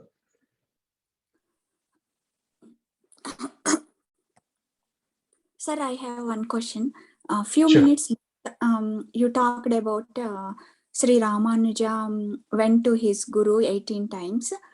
17 times he was rejected, and 18th time after the guru thought he passed the tests and he gave the knowledge whatever Ramanuja is seeking. In that sentence you said it is Ramanuja went to his guru for 18th chapter 66 sloka. Is it true, or you just gave an example? It is true. Oh, okay. For one sloka, he made 18 trips? Yes. Oh. Can imagine how much. Okay. Yeah. Is it the sloka or the meaning or the meaning of the yeah, meaning only. Of course, sloka he knows. Otherwise, everybody knows the Bhagavad Gita. All the slokas completely. He wanted to get the meaning of Charma Sloka. And the meaning of Charma Sloka, that, whatever I gave is like a snapshot. We actually have to get the whole meaning from a guru. So that in those days, there was some confusion, right? Now we are able to explain the way we presented it, right? It is because of Bhagavad Ramanuja and the acharyas in the parampara.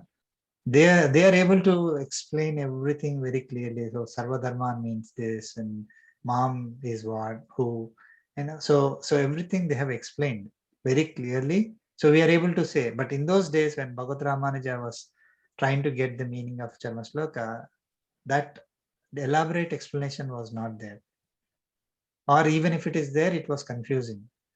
So with his knowledge, it was, it was confusing. So he had to get that elaborate meaning from his guru. So Guru thought he was not qualified, sir? So, yeah. Even though he's the Ramanuja showing interest. He was showing interest. He already is a very well-known, famous, you can say, right? Well-known person who has knowledge of a lot of scriptures. He's not like us doing other types of duties. He was actually practicing, Vedic scriptures. So Yeah. so Yeah. he's not like a person on the road like okay, I'm interested, I want to learn. I mean, of course, what has happened is that was really extreme that he had to go through. And Bhagavad Ramanuja's greatness is that he recognized that it cannot be such extreme. All should be eligible to get the message and get the meaning of.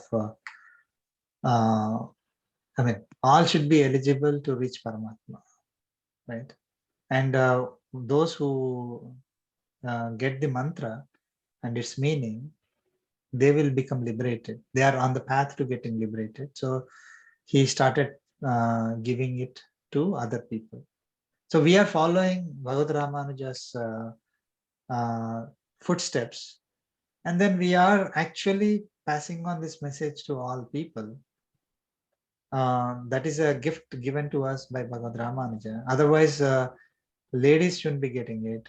All kinds of different classes in the society shouldn't be getting it. Even the priests, like Bhagavad Ramanuja kind of people who are the upper class priests who have knowledge of all scriptures, even they were not given unless they are tested. They do all kinds of sushruta to the gurus. Even it was limited even to those people also. So I mean, how many people would have got this?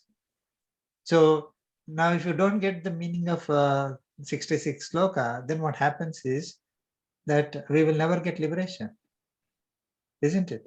Because Lord Krishna is the only means for liberation. I mean, Paramatma is the only means for liberation. And if you don't know that, and we start doing other things, then we don't, yeah, it may cut down our karmic bondage, but it will not give us liberation. So if we know the true meaning of 66 sloka, and if we get the mantra that will put us on the path towards liberation, mantra to surrender, the Ashtakshari and the mantra, those two, if we really practice and surrender to Paramatma, then we will achieve liberation in this life. We don't have to wait for other life. So all the other people were not getting the liberation at all. So Bhagavad Ramanuja is the one who said, oh, everybody who is interested should get. Now, thing is that, again, it is not like Bhagavad Ramanuja, simply started passing on to everybody on internet, right?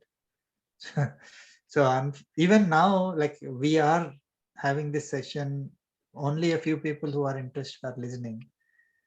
Which is exactly according to what Lord Krishna said. But those who are going to listen to this with a vested interest, who are not having these qualifications later on YouTube, okay, so they will start finding faults. They will think that we are doing something bad and things like that. So this should be the kind of because it is Lord Krishna who is saying this. So this should be like a qualification that we need to have as a disclaimer, that people who are going to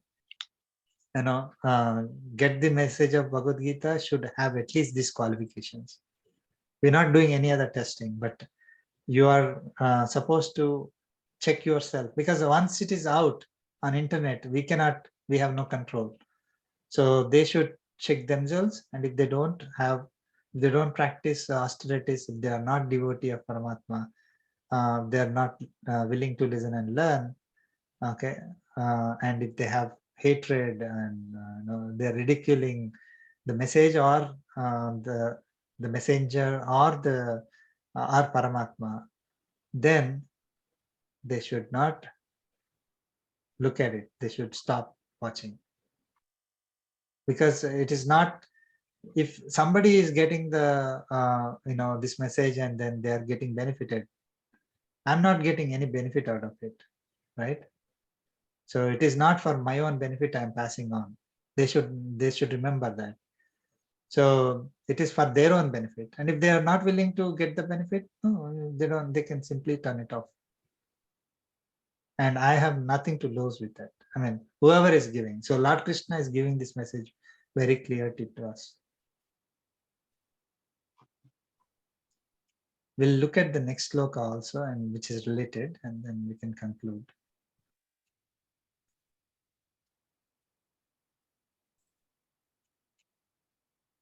I mean, remember at the beginning of Bhagavad Gita message, Lord Krishna said, "You are, you are eligible to get this message. So that's why I'm passing on this message, right?" So you connect back and see why he said that at that time. So whenever we are giving the message to somebody, we have to say you are eligible, and you are eligible. That's why I'm giving. So if we know that person, if we don't know the person, then the person himself would have to check what is the eligibility. This is the criteria. Whatever is given in 67 is a criteria for them to check.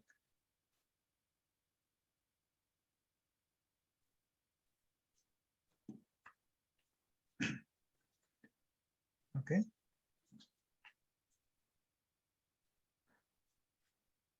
18th chapter, 68th sloka. Ya idam paramam guhyam Yaidam paramam guhyam madbhakteshvabhidhasyati Madbhakte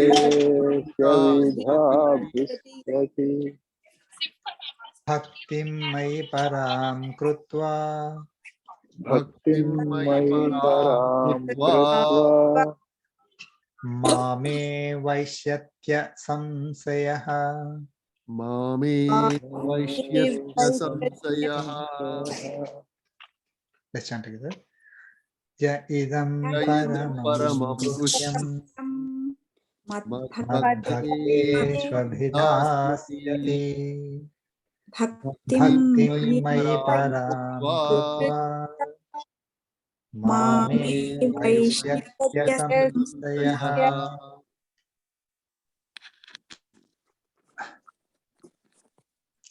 So what happens when we when we distribute this knowledge? Okay.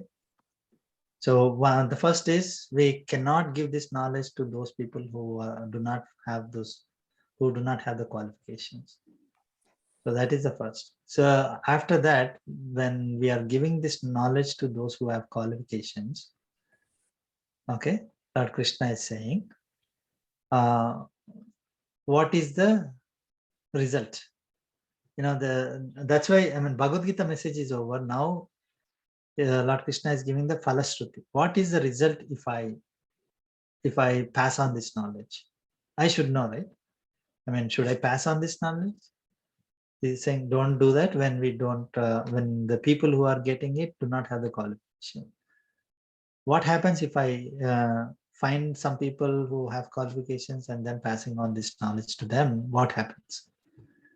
Okay. Yaha abhidhasyati, one who explains in detail, one who are explaining in detail. Idam paramam guhyam.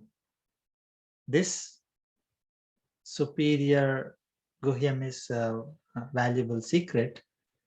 Okay.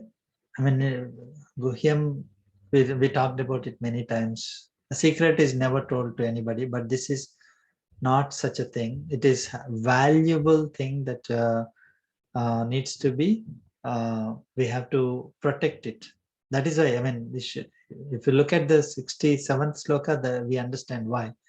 So, idam paramam yuhyam. So this is a like hidden secret, a valuable secret, a mystery that, so one who explains this in detail, okay, to who? Mad bhakteshu, among my devotees. Okay. So one who is explaining this to his devotees, then what happens? Bhaktim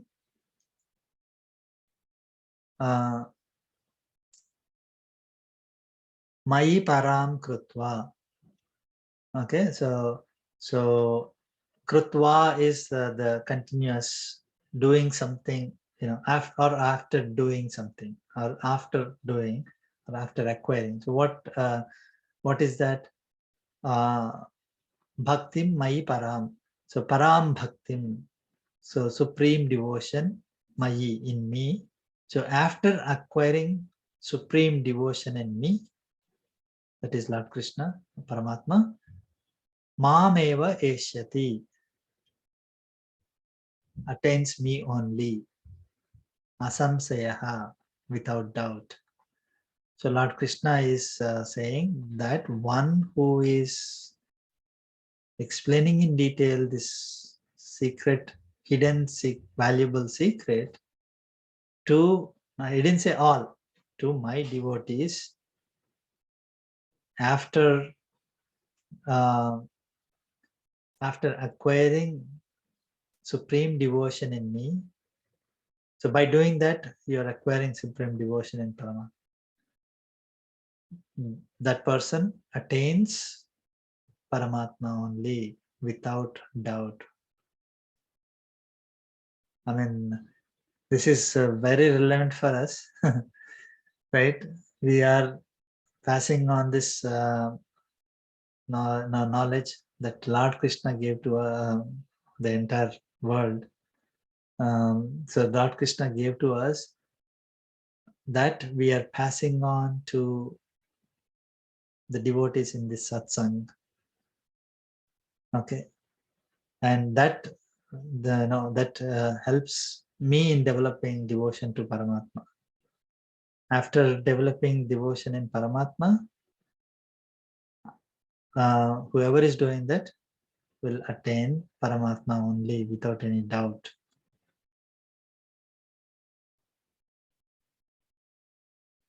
This is what Lord Krishna is saying. So this is the benefit that whoever is trying to pass on this message to the interested devotees, not just interested, to devotees.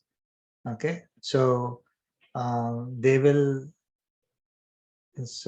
get the moksha, eventually, without any doubt, without a doubt.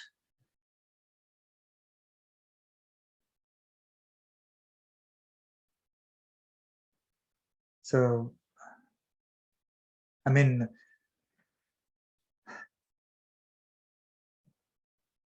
so this is a means for us towards towards reaching Paramatma. Again, it is Paramatma who is the real means, who enabled this satsang to happen, who gave who made sure that you all devotees participate in this. And then he made sure that the knowledge, we understand the knowledge from our Acharya, right? And then pass on that message to you. And while doing that, it is, it is making me attain devotion to Paramatma, and putting me on the path towards liberation. And whoever does the same, like whoever is explaining this to devotees, they are getting liberation.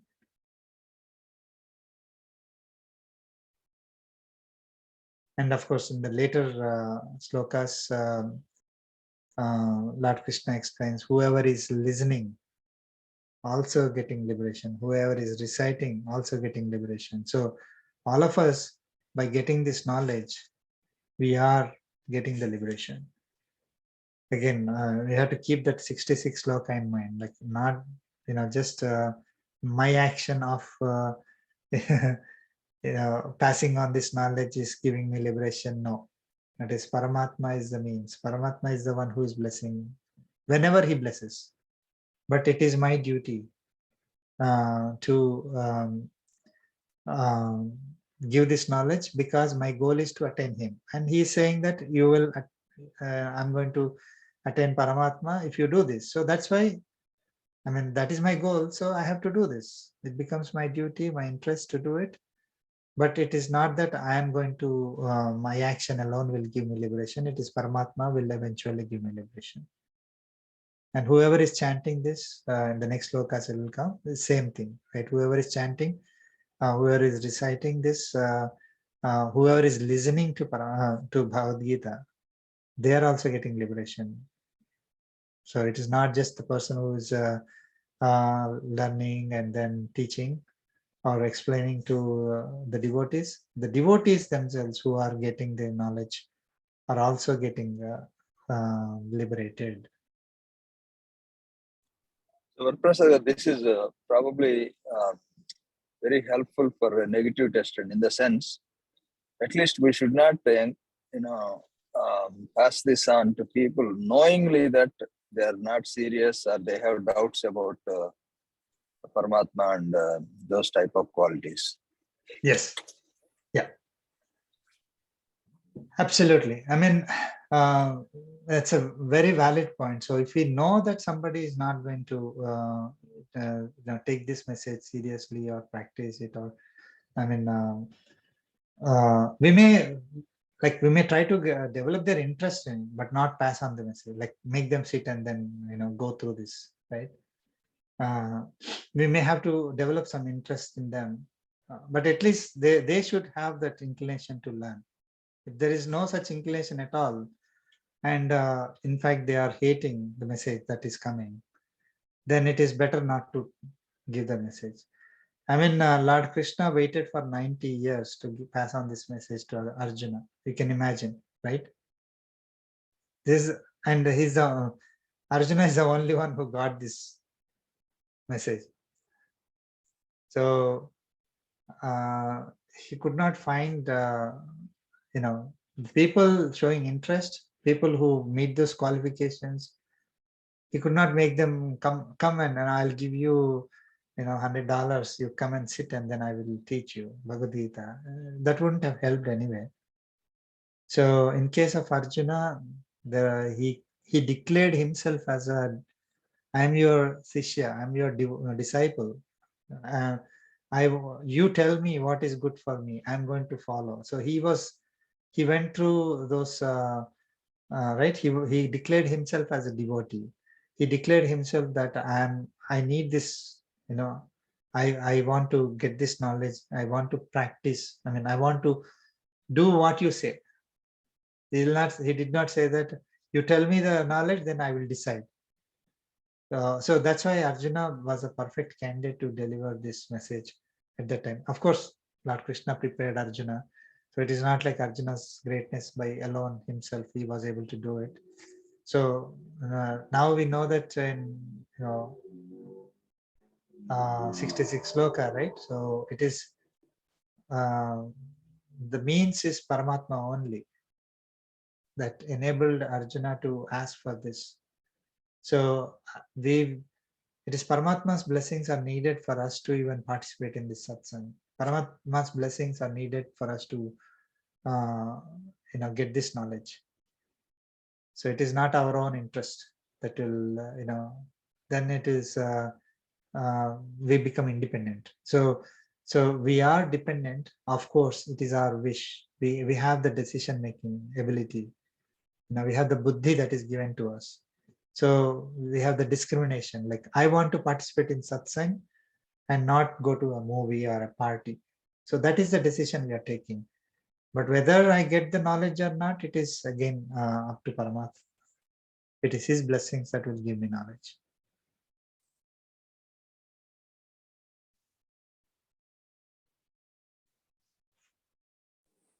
Okay, sir. Very trendy. Thank you. Very helpful. Thank you, Annie. Okay, anything else before we conclude? again, I should thank you all again for giving me this opportunity. And of course, Paramatma, made all this possible. So he created devotees. He gave the devotion to all of you, and especially Balaji Garu to give me this opportunity to do participate in this and then try to share the knowledge. So, and we can't thank you enough, and we are so blessed. I just had a thought, but you made it happen. Thank you so much, and we are all very fortunate indeed. And it's a lifetime opportunity, in fact, what we had in the past 2 years. Whole Yes. Corona Also- time. Yeah, Corona time. I mean, it's so wonderful that a few of us, we have the devotion to go through this. It doesn't happen to many people. So Paramatma's blessings, to all of us, to for me to pass on this knowledge.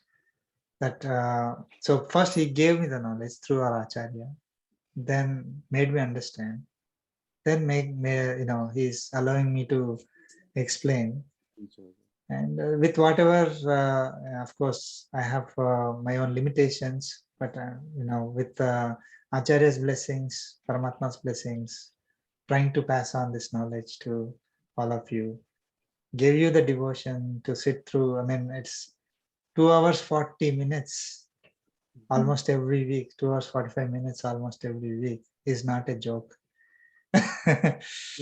For me it is easy. Listening but, is okay, sir. Talking. Oh, no. I would say listening is more difficult. I'm just trying something for Balaji, right? It takes so much time away to. I have the material. He sent me anything, but still copy pasting all of them, right? Takes start for you. Picking each sloka, writing the meanings, understanding them, doing research. I mean, you are spending probably, I don't know, maybe 40 to 40 hours every week, something like that, probably for these slokas, right? For us, I mean, I agree with Madhika, we are just listening, right? Sitting in this, yes, for 3 hours, we're listening, right? But the effort, how much time you are spending, it's unimaginable. And Again, hopefully with Acharya's grace, we'll continue this. And definitely Acharya's grace and Lord's grace to all of us. We have, otherwise we will not be able to do this at all. I mean, that's very relevant for 68 sloka for all of us. Of course, next couple of slokas also again relevant for satsang.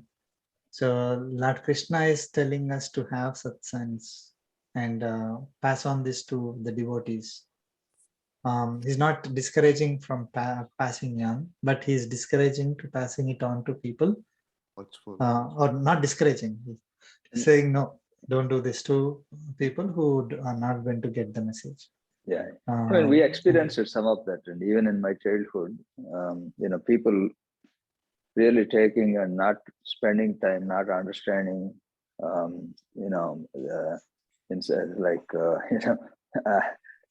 so the so-called communists and all those things that I have seen in my childhood. And also one thing that is very important for all of us, we are so blessed with this pravachanam, because obviously we listen to a lot of things and we read a lot of publishings, but you had enormous patience to bring all of us from ground zero to this level and also all of us are now aware how to apply it practically in life. That is really very unique, and what you helped us actually, Yeah, Acharya's blessings, God's blessings. He wanted to pass on this, use me as an instrument, whatever is the knowledge that was shared. Lord Krishna came through both you and Balaji, and that's what I mean, right? I mean, I think, So God, they never comes like And also accepting. true example, right? All of us need to, right? That's how Lord comes to us, right? Through some means. Right? The means. Yes, definitely. Heritage, right? It's all about Okay. Guru Shishya Parampara. Okay, and we will conclude with the concluding prayer. Thank you so much. कायेन वाचा मनसेन्द्रियैर्वा बुद्ध्यात्मना वा प्रकृते स्वभावात् करोमि यद्यत् सकलं परस्मै नारायणायेति समर्पयामि श्रीमन्नारायणायेति समर्पयामि सर्वं श्रीकृष्णार्पणमस्तु ॐ अस्मद्गुरुभ्यो नमः जय श्रीमन्नारायण Yes, sir. जय Sriman Narayana Thank you so much. Thanks.